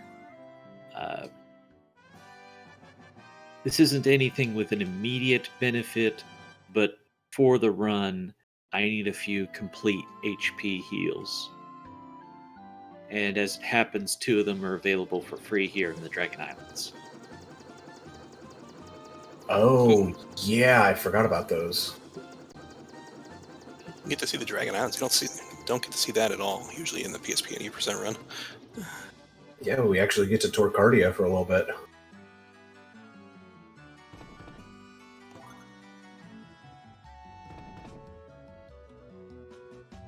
So, meant to get them while doing the class change, because we're obviously right in the area. Unfortunately, because I forgot, it's going back. something we didn't mention while you were in Citadel is that the Lordly Robes were equipped on the shield slot. Now, that might be a little confusing because you're wondering, you as viewers might be wondering how a piece of armor can be used as a shield, especially since it's body In this case, the equipment glitch is extremely handy, that allowing you to equip whatever you want. But certain pieces of equipment as a shield will actually cause the game to just lock on you. The Lordly Robes, though, are one of those pieces of armor that will not cause the game to lock. Instead, there's a shield animation for it, and the game's able to continue playing as normal. If there is a piece of armor that doesn't have a shield or block animation, then that's what causes the game to crash. We'd like to avoid crashing. We'd also like Kobe to be a bro. NPCs have a tendency to wander as they do in many RPGs, and sometimes they stand in your way, and it's very unfortunate. Most of the time, Kobe is a bro. He stays out of our way, but occasionally he's been known not to. So yeah, the NPC just before the barrel there is a notable one that can block your path. I think the most notable one is probably the brooms in Matoya's cave. Those can definitely waste a lot of time if you just happen to be unlucky and they get in your way.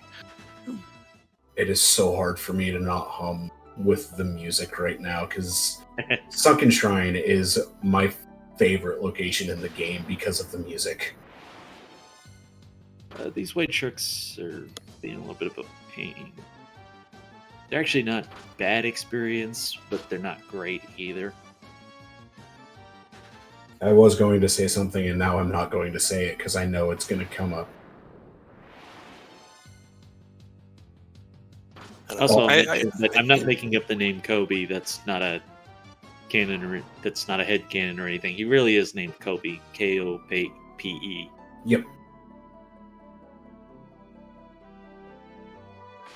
I don't know. I have to go against Jasani on that one. I think the Chaos Shrine music is probably the best new track in this game, other than the final boss fight. I'm actually with you on both of those, though, but this one is my favorite. Top 3 for me are definitely this, Chaos Shrine in the past, and then the Chaos Fight music. Yeah, the enhanced graphics and audio in this make this really, really pleasant to play. And I honestly don't. I mean, I can grind this for hours and never get tired of listening to the music in this game.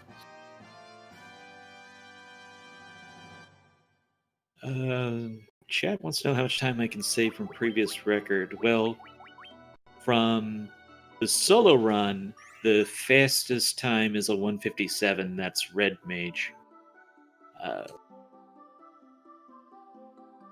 Focus on something here. I think the Black Mage could take 3 or 4 minutes off, realistically, but that's a perfect run.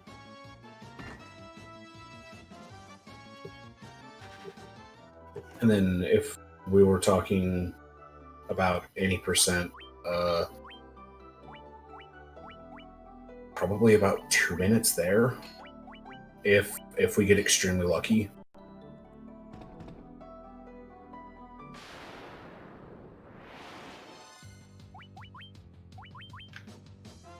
Okay, we've seen 2 of the 3 unrunnable encounters, so I guess I'll go ahead and say what I was going to not say earlier.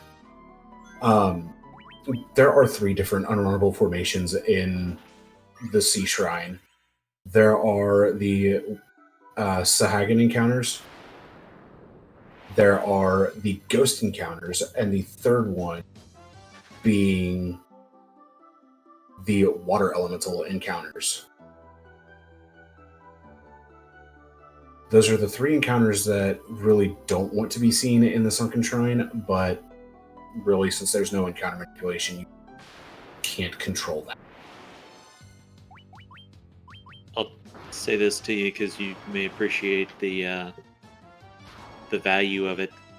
In my last practice run, I had 4 Deep Eyes encountered. Oh my gosh, yes. All the EXP. They're nicknamed affectionately the EXP Pinata. It's So we have a question in chat here. It says, what would make any particular character more effective in this kind of run when you've got the equipment glitch? And I think that's best reserved for Trinton, who has the most experience with this particular type of run. I agree. There's a couple of factors. At one point I was thinking the white mage could be better because of dealing with the random encounters even better than the black mage does. I've since revised that the black mage with the advantage against bosses is probably the fastest. When I initially was conceptualizing this, I thought the red mage would be the best because of the diversity. But then a couple of things I stumbled into, mainly looking for memes, actually ended up being really legitimate routing strats. Hey, sometimes it happens. And then a question on the whole extremely lucky thing that I mentioned earlier. More along the lines of emergency exits and stuff like that. Well, there's emergency exits. There's encounter luck. Encounter luck is a huge thing in this particular version of the game. You can't manipulate encounters here, so you have to just roll with whatever you get in terms of the encounters. For it, broken into pieces. Well, that's a new strategy I've never seen before. It turns out it's very legit to do in this version when you can learn the spell.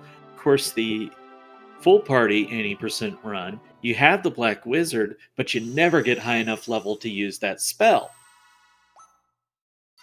And I think you one round Kraken anyways. But old strat, I would put the Barbarian Sword on haste in 1 to 2 rounds, stow 2 to 3 rounds overall. On the other hand, Brack is a faster way to do it in pretty much the same number of rounds, but I save menu time because I don't have to switch my equipment. And the percentage chance of Brack working on Kraken is equivalent in this version to basically any other version where you pretty much have a 1 in 4 of having Brack connect. I usually figure it at 1 in 5, but yeah, it's pretty high, and I get the intelligence boost here. It's a little worse later, but for this fight, it's great. And I end up cutting, I think, a net of 4 equipment menus out of the run by doing it that way. That sounds about right, because then you don't have to worry about re-equipping the Barbarian Sword or anything like that. Yeah, because I would still want the dagger on as soon as I was done with Kraken, because I'm coming up here and I'm dealing with more random encounters, and I want random encounters to go faster. Should be able to get away from. So you want the same equipment back as you had it before the fight, but that way I can keep the equipment through the fight. So for those that are not familiar with the PSP 80% run, the typical strategy for most bosses in that one is to just melee attack with 2 characters, a warrior and a thief, that have a barbarian sword equipped, and to chew through bosses doing the amount of damage they do. Tends to make those very, very simple and easy fights. But the advantage of the Lust Dagger here is it's not just it has a much lower attack power and doesn't do anywhere near as much damage against bosses, but it is a huge stat boost, essentially a stat stick that you can keep on your character for a huge agility boost, which is very useful for the random encounters for taking your turns early and increasing your odds of running away quickly. Yeah, the Lust Dagger itself gives plus 20 agility. And then the survival vest equipped right now? Yes. Yeah. Those are plus 15 agility per survival vest. So effectively, once you have your survival vests, it's 65 agility. Though the equipment does kind of change throughout the run. So it really depends upon what you're wanting to do. And we're coming up to perhaps the most important single room of the run.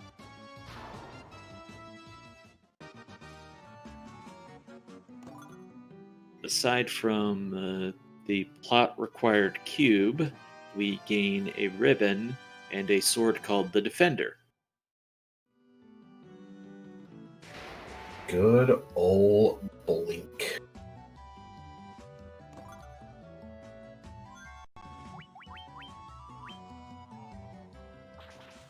So those are going to sit in our inventory for a while. But they will very much be used later. It just occurred to me that in a solo character run, you wouldn't have to glitch the ribbon. You could just use the ribbon to save yourself some time. Could, but it would actually be detrimental because you want the survival vests for the stats for when you have to fight a boss. So it still ends up being better to use the shield slot. And the ribbon is another one of the items that is actually safe to equip or otherwise glitch onto the character's shield slots in this version of the game. I believe it's what the specific known list of items that you can safely glitch onto that slot includes I believe it's a feathered cap or a feathered hat, the black robe. I can't remember if it's a black. No, I don't think it's a black robe. It's a lordly robe. Is what I'm thinking of. Yeah, the lordly robe, survival vest, the ribbon, survival vest, feathered and the cap. ribbon. Yeah. So those, if you glitch any of those specific items onto a shield slot of a character, there is no risk of hard locking your game when a character blocks an attack in combat. Most other pieces of armor that are equipped on that slot, or if you glitch them onto that, there runs a risk of hard locking the game. So they're generally not recommended. And in the early parts of the run, that's generally why you see us not equip anything on those slots.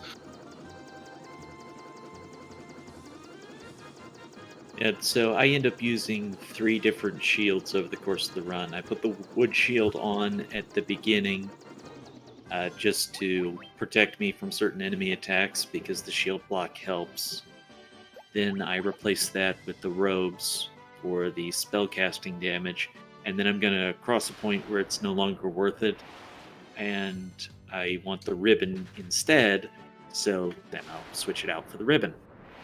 So here in the Lufenian continent, I'll call it, is where a lot of encounter luck comes into play because there are 2 main encounters that you can get here.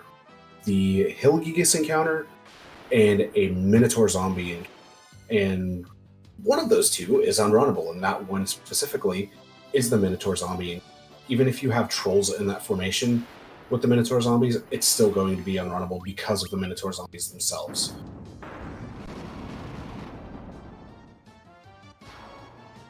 The nice thing about an unrunnable, though, is that it can't ambush you, so then once it's on pure agility, we've got the advantage there. So as long as I can one-shot it, it's not bothering me too much. Perhaps the most unpleasant one here is actually an unrunnable, just to contradict myself, of course. But the Ice Gigas and Frost Wolves, because the Gigas forces you to use Judgment Staff instead of Fire. They have too much HP. They won't go down to fire. You have to use Judgment Staff, so a little extra menuing for them. So the last fetch quest is done, which was getting the slab from the Sea Shrine, or the Rosetta Stone. I prefer the naming convention of the slab. Taking that to Dr. Un to learn Lefanian, and then heading to Lefane to then get the chime. So that way we can enter the Mirage Tower. Also noteworthy, there's certain times where I'm changing where I'm walking to try and improve either what encounters I can get or how often I get them. I try to maximize the canoe there because there are no unrunnable formations on the river tiles. So if I get an encounter, I would rather it be on that little pond there.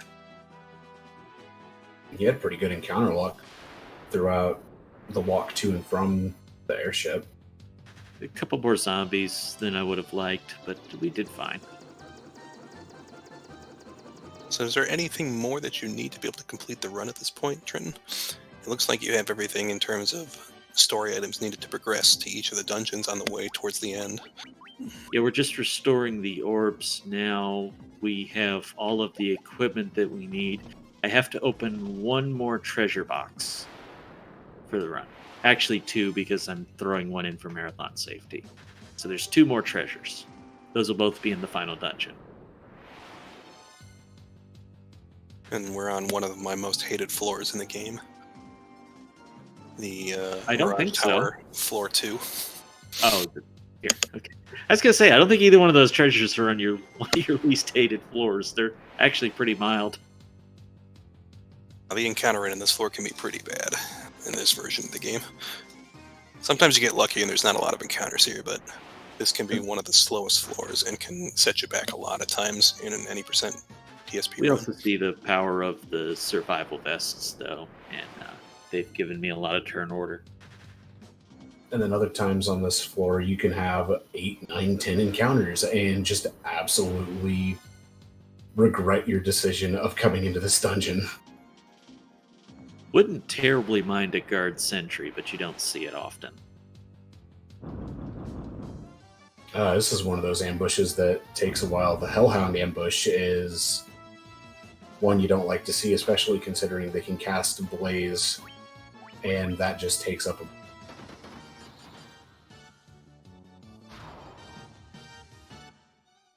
Probably also noteworthy, I'm running a little brave right now in that I don't have any magic defense on. I've not equipped that ribbon, and I took off the dragon mail. So nothing but my HP and my natural magic defense right now. Bye, Blue Dragon. Bye, Blue Dragon.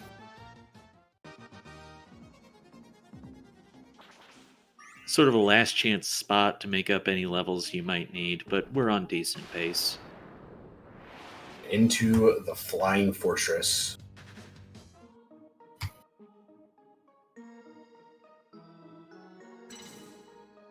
I'm guessing you don't need too much more in terms of levels or experiences at this point. So I like to be as close to level 50 as I can get for the final boss. Levels don't matter for anything from now till the final boss.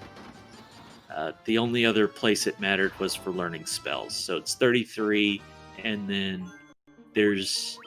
The closer you are to 50, the safer the final boss is.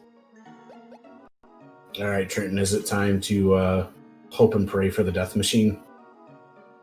I'm just saying, we have extra giant tonics if it happens. I will always root for Warmack.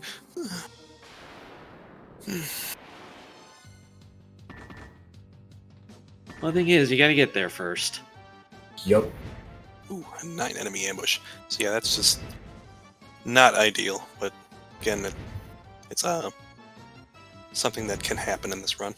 It's particularly dangerous in a solo character run. By the way, I did switch to high potions all the way back at Crescent Lake from regular potions because they heal for more, so minimize some time. The high potions compared to the normal potions heal for 50, and then the high potions heal for 150. So you're getting 3 times the from a high potion. And notably, we don't pick those up in the any percent version because they don't tend to be necessary, and we'll have a white mage that typically has heal aura by that point that can heal the whole party for more than that would heal for a single cast. Right, but of course with the black mage, I have no source of such source of healing. Although technically, I suppose I do have the healing staff, but I wouldn't really want to use it in battle either, and you can't use it out of battle. Well, the Black Flame encounter is nice to see, but fortunately, it's not the death machine.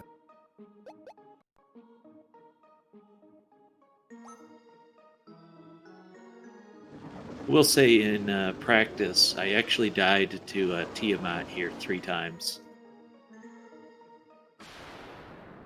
Yeah, not having the ribbon and her opening up with Thunderbolt usually is not fun. All right, let's go, break. Bye.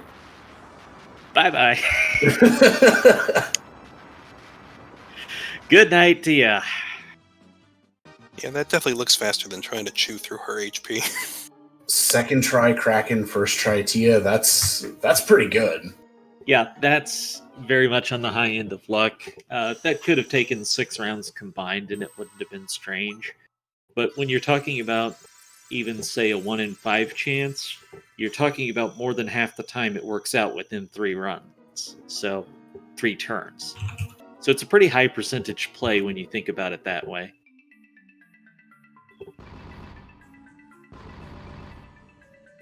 Now, if you've been keeping track at home, that does mean we have one last fiend to take care of.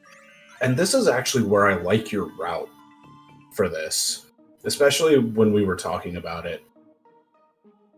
The idea of fighting Marilith last is pretty nice because that also throws you close to the Chaos Shrine, so that way you can just go to the Chaos Shrine and be able to head in there and get ready to finish the game relatively quickly.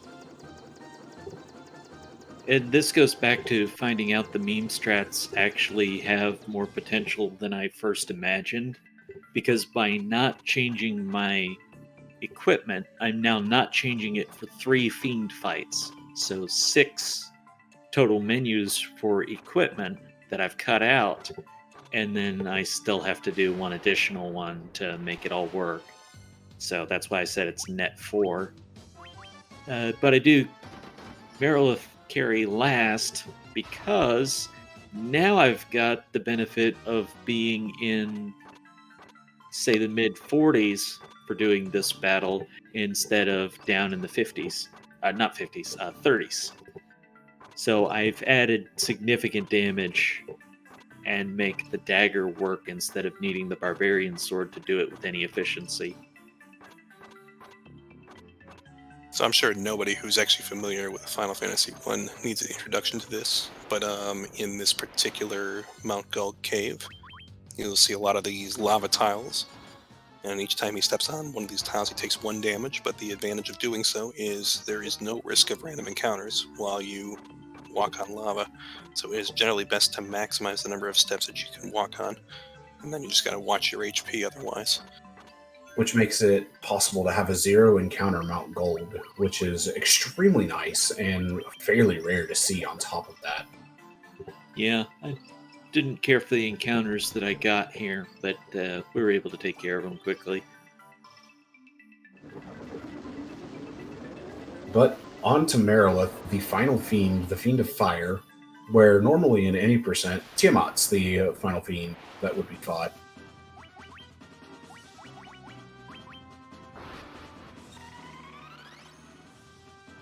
I had one run in the NES version where I said, okay, just for fun, I did this as a kid / teenager. I wanted to do the fiends in reverse order if I could. So I sailed all the way to Crescent Lake to try and get the canoe first, only to find out you can't do that, which made me sad.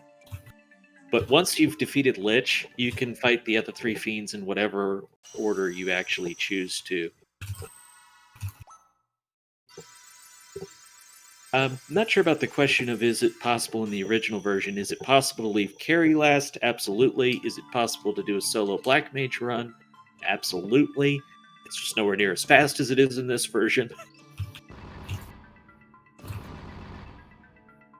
I'll speak one more time on some bonus stuff you're seeing here. So these little cutscenes that are playing out after each of the fiends is defeated, these are added cutscenes that show the opening of the bonus dungeons, collectively known as the Soul of Chaos, that were added in the GBA version and were also here in the PSP version here.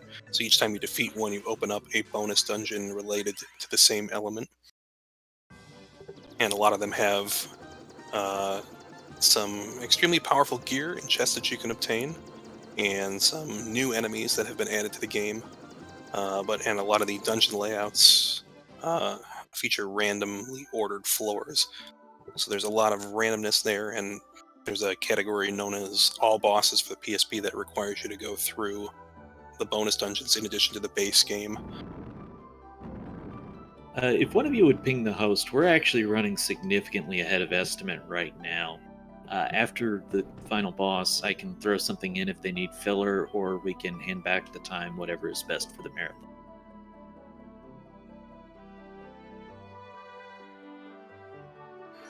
Always save after the cutscene. Yes, because we're going 2,000 years into the past. But before going in 2,000 years to the past, there was a cutscene of just this random NPC walking around outside of Garland's room, heading to the back of the Chaos Shrine and opening up the dungeon that is known as the Labyrinth of Time. That is where Cronodia resides, which is the boss that normally gives the Barbarian Sword. But now we are in the final dungeon, the Chaos Shrine 2,000 years in the past. And this is unrunnable city. Purple worms are unrunnable. Green dragons are unrunnable. Frost Giant Frostwolf is unrunnable. All the elementals except for the air elementals are unrunnable.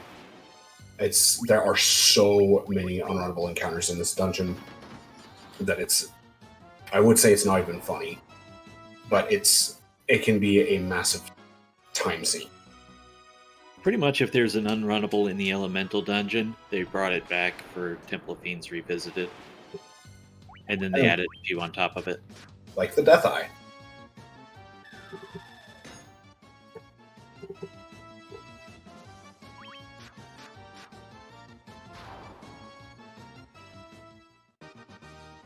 Incidentally, just because I'll mention this because it amuses me, I actually opened the wrong set of notes for this run. So part of it has been in line, but part of it is I just had to do this from memory because I had the wrong set of notes open and I couldn't do anything about it now. That happens. Alright, we get the beautiful lute music. And now it's going to be on to the final rush, if you will. Chimeras, frost dragons are probably the ones I really don't want to see for encounters. Stuff like the worms, they're actually really good experience, and I don't mind a couple of safety levels right now. So them, I am not unhappy to see. I am, however, happy to see that F. Coughlin has joined us in chat. He doesn't understand things other than the fight command. And if you ever watch his Final Fantasy 1 RNG manipulation, you'll understand why.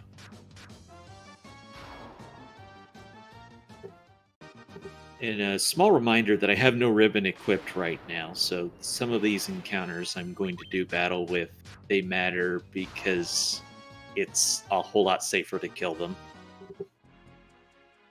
Yeah, the ribbon in and of itself is extremely nice to have. But it's not entirely necessary due to the massive amount of agility that's stacked onto the Black Wizard right now.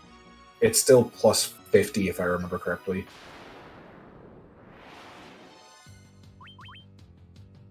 Unrunnable elementals.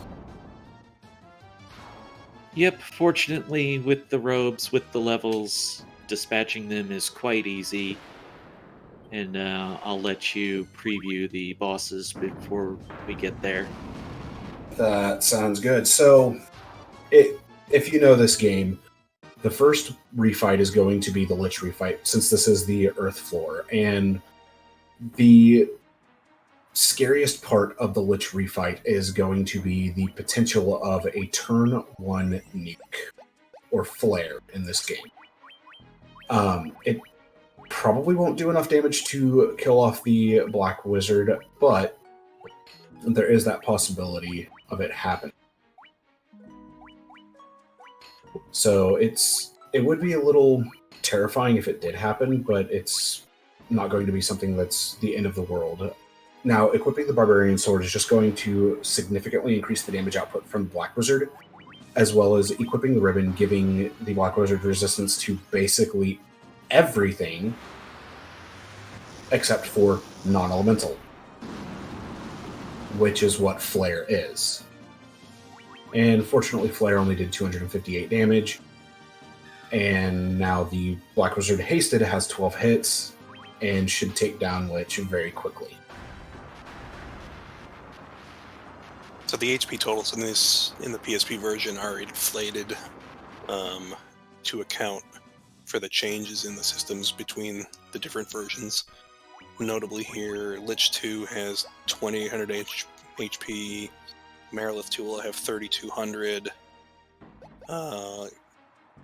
Tiamat will have 3600. I'm sorry, that's Kraken will have 3600. Kraken is 36. Tiamat will have 5500. And Chaos actually has 20,000 in this version, up from 4,000 in the original versions of the game.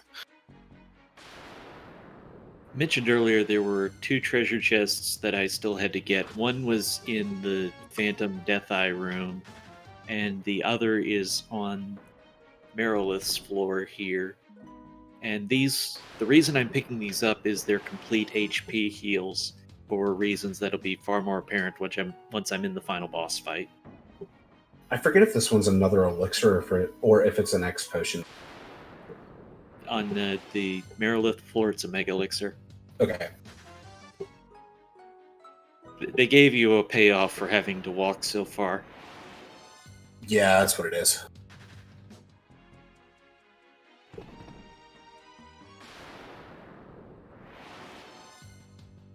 This is actually slightly different than how I've been doing it, but I'm not going to go back and change it. I've been keeping the ropes on for dealing with random encounters here in Temple of Fiends, and then just sticking the ribbon on at Tier 2, which is the first time it really matters.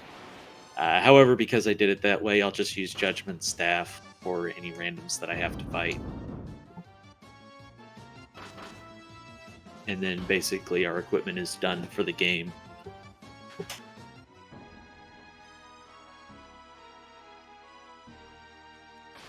So now that the Mega Elixir is obtained, there aren't going to be any more treasures that need to be looted for the rest of the run. It's just going to be getting to the Fiend refights, defeating them, and continuing on Chaos and finishing up the game. So Marilith is going to be just the normal haste and attack away. We don't have to do anything too fancy at this point. The haste absolutely makes enough difference to pick it up.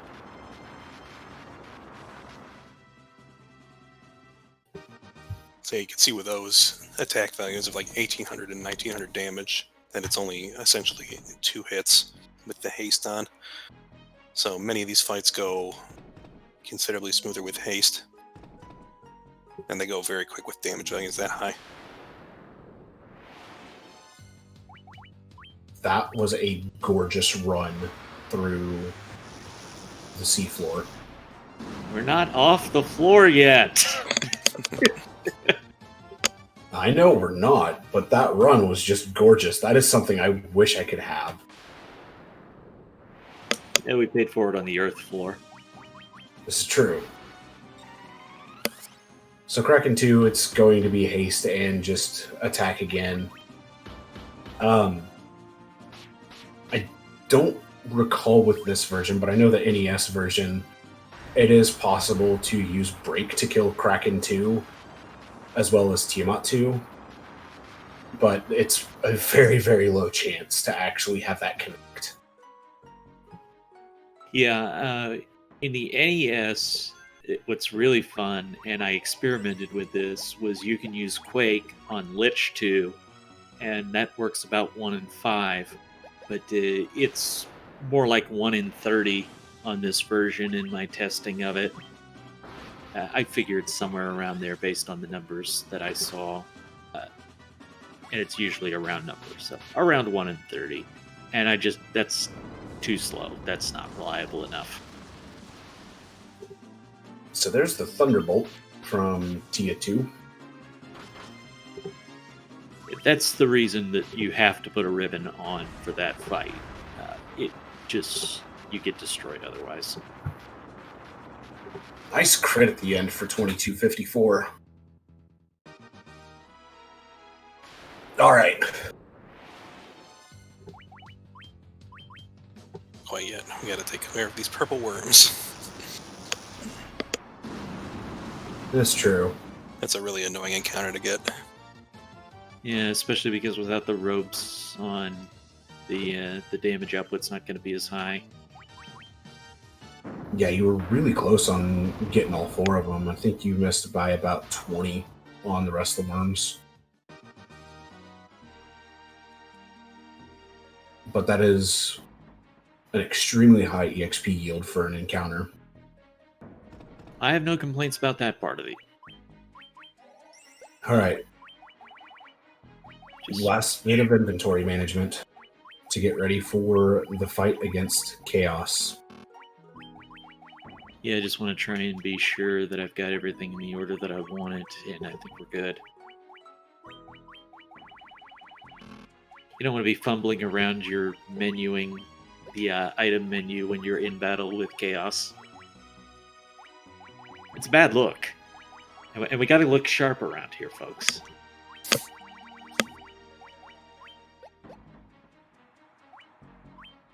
All right.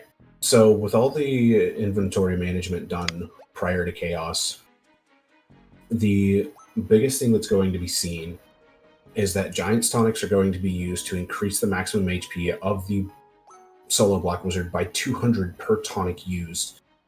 And then the X Potion, Elixir, Mega Elixir are going to be the full restore items that will come into play throughout the fight. The biggest thing is going through Chaos's 20,000 HP. I actually do not know that one, Bert. I don't know how much int is going to be needed to get Break to land on Chaos. Alright. Chaos is opening up a little evilly right now.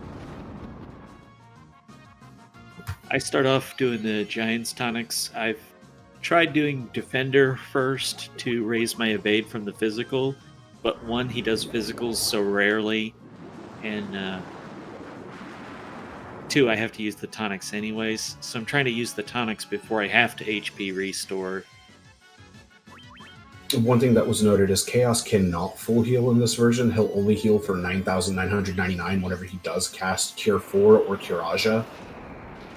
So there is at least that benefit, whereas if he does cast Cure 4 in the NES or the PS1 versions, it will give a full heal. So there's the first spell, which is Blizzaga. In 3 more spells, Curaja will show up. All part of the plan. Yeah, Chaos has a very set pattern in this one. He can choose to do a physical attack, he can choose to use one of his special elemental attacks, or he can use a spell in a set order. Notably, we would see Blizzaga first, but the 4th spell in the order, notably, is Curaja, and the 5th spell would be Haste, which is where things start to get a little bit dangerous. He does have Flare in his repertoire as well, but generally speaking, I try and keep my HP up. Actually, I don't think I've ever had fight last long enough to see it. How did I say that? But he does have it.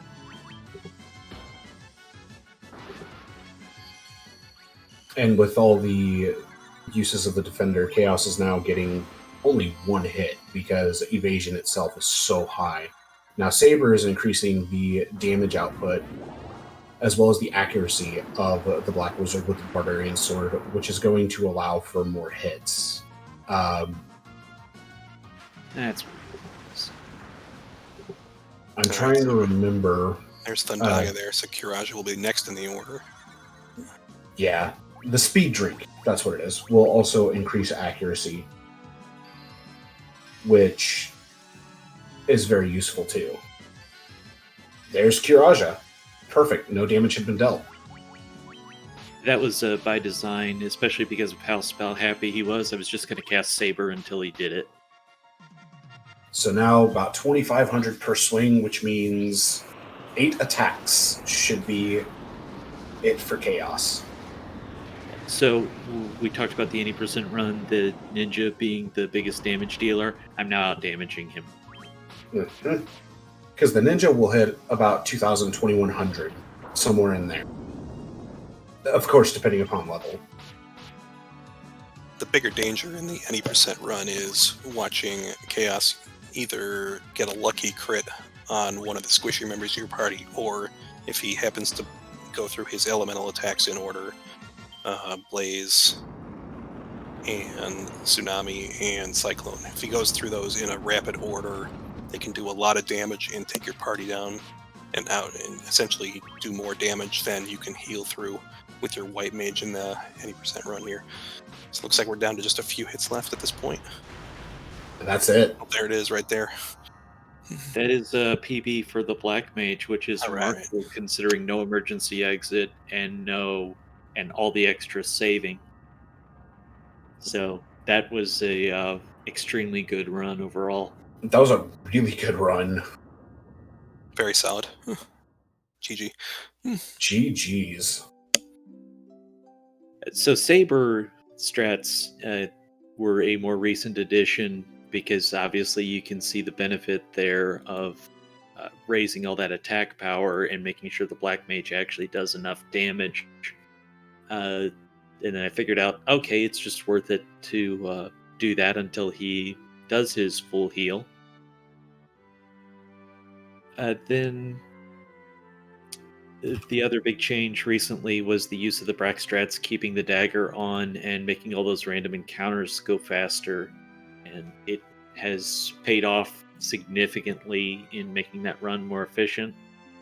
And I think we'll be able to push that down to sub 2 hours sometime in January, assuming I have the time. The rest of the year is a little bit crowded.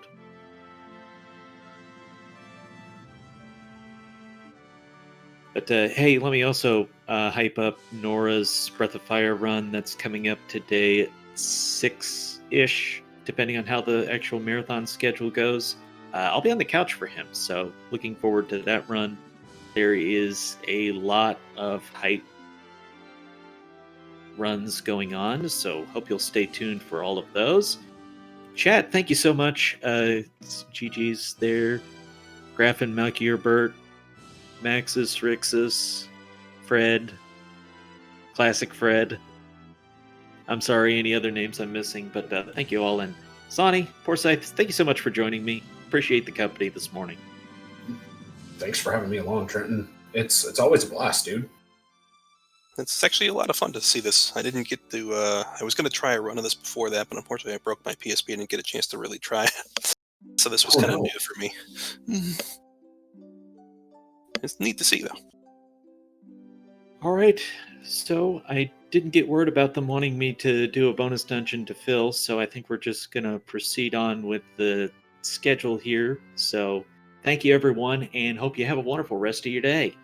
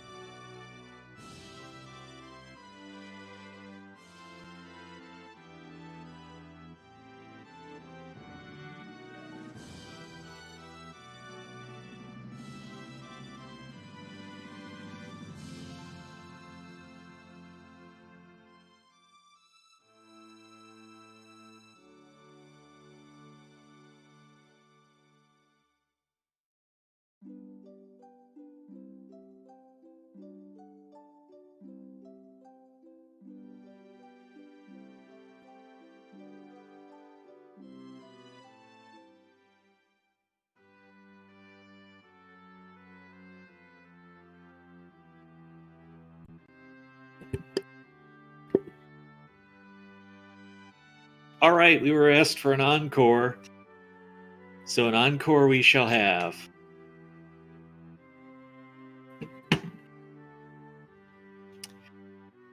I think given the time, how about we go do the Masamune chest?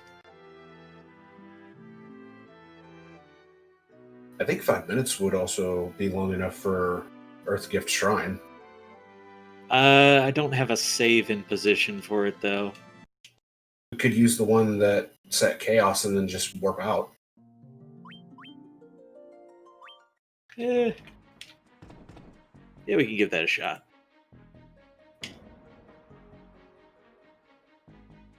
I don't think I got an emergency exit, but we can teleport. Yep. It'll go really quick with a party this level.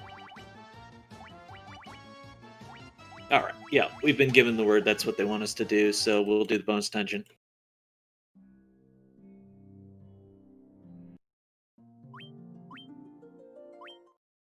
Teleport takes you out one floor at a time. They actually changed the mechanics of it in this version, I noticed. I can't remember what I was testing it for. I think I went back to the eye or something like that, and I found out teleport won't take you back to the same place you were. It'll take you back to a designated spot at the entrance. Or exit, as the case may be. Huh. Get some bonus content here? Excellent. Yep. We were given the clear for an encore, so we're going to head to Earthgift real fast. And, hey, chat. 1, 2, 3, or 4? You're picking which boss I'm fighting. I'm going to go with 2. I'm actually team 3.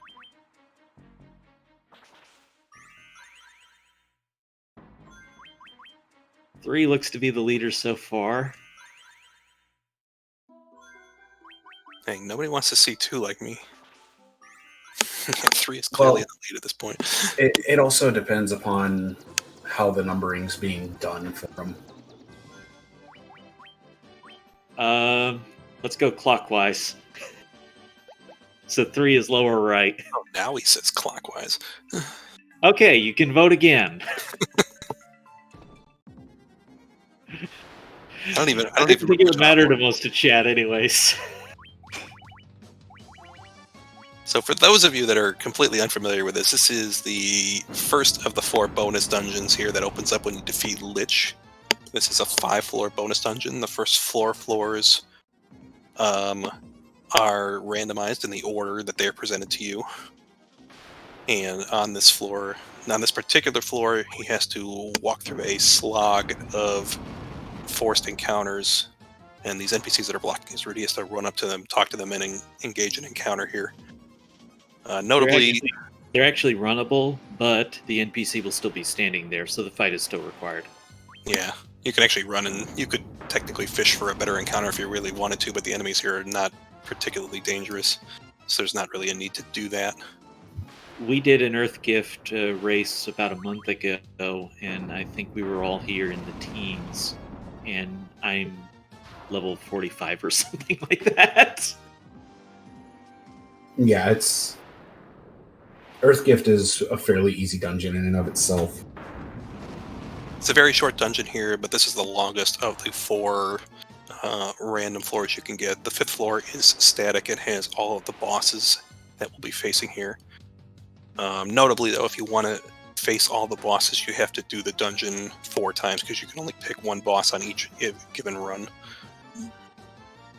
That run, that they don't count it if you save at the start of the floor and then do them. You gotta actually get the reward. And you can actually, I don't believe you can save here. You also cannot teleport out of this dungeon here or exit out of it. You have to complete it or wipe in order to get out of the dungeon. You can save in the dungeon itself, but you do have to complete it or wipe in order to get out of it. And wiping is not a game over. It will just put you back at the start of the dungeon. I know in the all bosses run, it's actually done all 4 times, so that way the bestiary entries can be obtained for each boss. Okay, that explains it. there are 2 of them that have to be done twice. This one has to be done 4 times. The 2 that have to be done twice are Hellfire Chasm and Lifespring Dorado.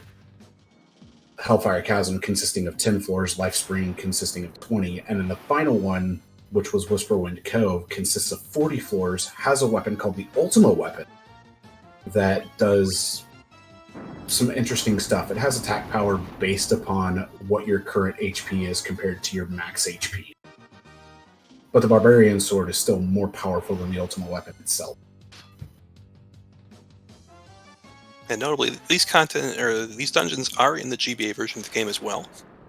It's actually where they were first added, because the PSP version came a few years later. The Barbarian Sword is the more powerful weapon because it's a reward from the PSP exclusive super boss in the PSP bonus dungeon called the Labyrinth of Time. So each of these NPCs here has to be progressed through. A lot of them are in open areas and not necessarily blocking your path, so you can ignore those, but the ones that are in your path you have to engage in a fight here. And notably, it's also prudent to wait a bit of, like a split second before engaging an NPC, because it's possible to get a random encounter on the tile that is just before them, and if you happen to mistake the random encounter for the one that you're trying to force, you'll essentially have to take 2 fights instead of 1. Yeah, which is... It's very easy to confuse them if you're just running blind as quickly as possible and not paying attention. You may just inadvertently get into a random encounter that you can run away from and not realize that it wasn't the encounter you were trying to trigger. The only real downside to this dungeon is I'm hoping I remember how to do the desert correctly, because I haven't practiced it a bit. The desert, it's kind of variable upon where you start, but the desert's actually the floor I know the best. And then again, with this particular bonus dungeon here, so yeah, a lot of these floors, the order they are presented to you is random. But again, there's only a small selection here in this particularly quick bonus dungeon here. But on the other floors, there are random spawn points on the map. So you have to quickly identify where you are in order to figure out where to go to get to the next floor. And there's a there's a desert floor coming up that has a ton of different spawn points and sometimes very, very few landmarks. Here we go. So Trenton's going to have to try to essentially just fumble his way through this until he stumbles on the correct path. There are some markers that can help you along, though. There's a potential 1 in 64 encounter, which is the Abyss Worm itself. And if you run into the Abyss Worm, it's got quite a bit of attack power behind it. There we go. So the good news is once he's off this floor, the other 2 floors are very, very short, and he will quickly proceed through those floors to get to the boss floor. I got a little lucky to get on some familiar territory there. They're middle of the desert, I have no way of telling, but those trees, there's a couple of different formations for them. And once you see treasure, it really narrows down where you are. And there it is. Come out in a random point on that map, and even if you teleport and reload the floor, you'll be on the same point. You got to the trees very quickly from the middle of the desert. The biggest thing is learning that floor is actually not very big. So if you haven't seen something in too long, you're in a loop. Yep. And it helps that floor is very similar to the Sky 4 floor, which is the maze per se.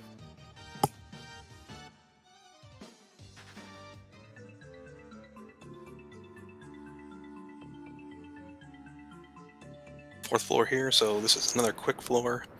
A lot of the treasure chests here on many of these floors are also randomly positioned. They can spawn in multiple areas, and the contents are also random from among a set group of items depending on the floor number that you are on. More often than not, with these chests, you're going to get red fangs, blue fangs, white fangs, which cast Fira, Blizzara, and Thundara, respectively. So there is one item that's actually in the Lifespring Grotto that would be potentially very useful for a any percent run called the Shadow Mask. But unfortunately, there's not really any reliable way to glitch into it or to obtain it easily from the dungeon, and access to the dungeon would be gated until you have defeated Kraken. So it's unfortunately kind of too far out of the way to really be worthwhile for an 80% run here. And this is the boss you guys have chosen here in chat. You might recognize it from Final Fantasy III, if you are familiar with that one. The good old Echidna fight. Each of the four bosses on this particular floor are one of the World of Darkness bosses from Final Fantasy III. But with that, Echidna is done. Yep, let you have a little bit extra music just for fun, and that is the Earth Gift Shrine, which is almost trivial at level 45. Well, no, it is trivial. Not almost. It's totally trivial. Yeah, it's very, very much trivial.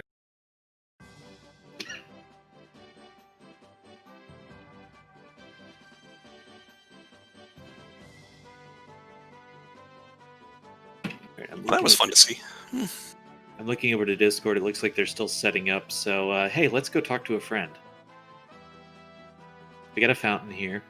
Let's take a peek at your reflection and wash up our...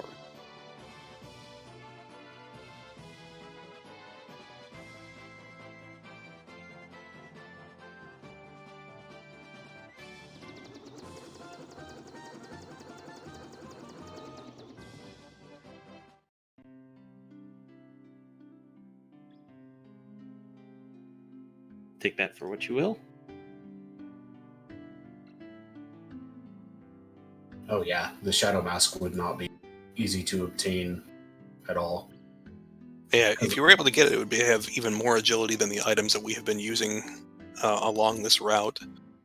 The problem is that if we did the equipment glitch for it, it would come from the Mage Masher. Well, And we'll finish with Queen Jane. You could get the Mage Masher, or you could get the item itself and use that. Yep, reverse it.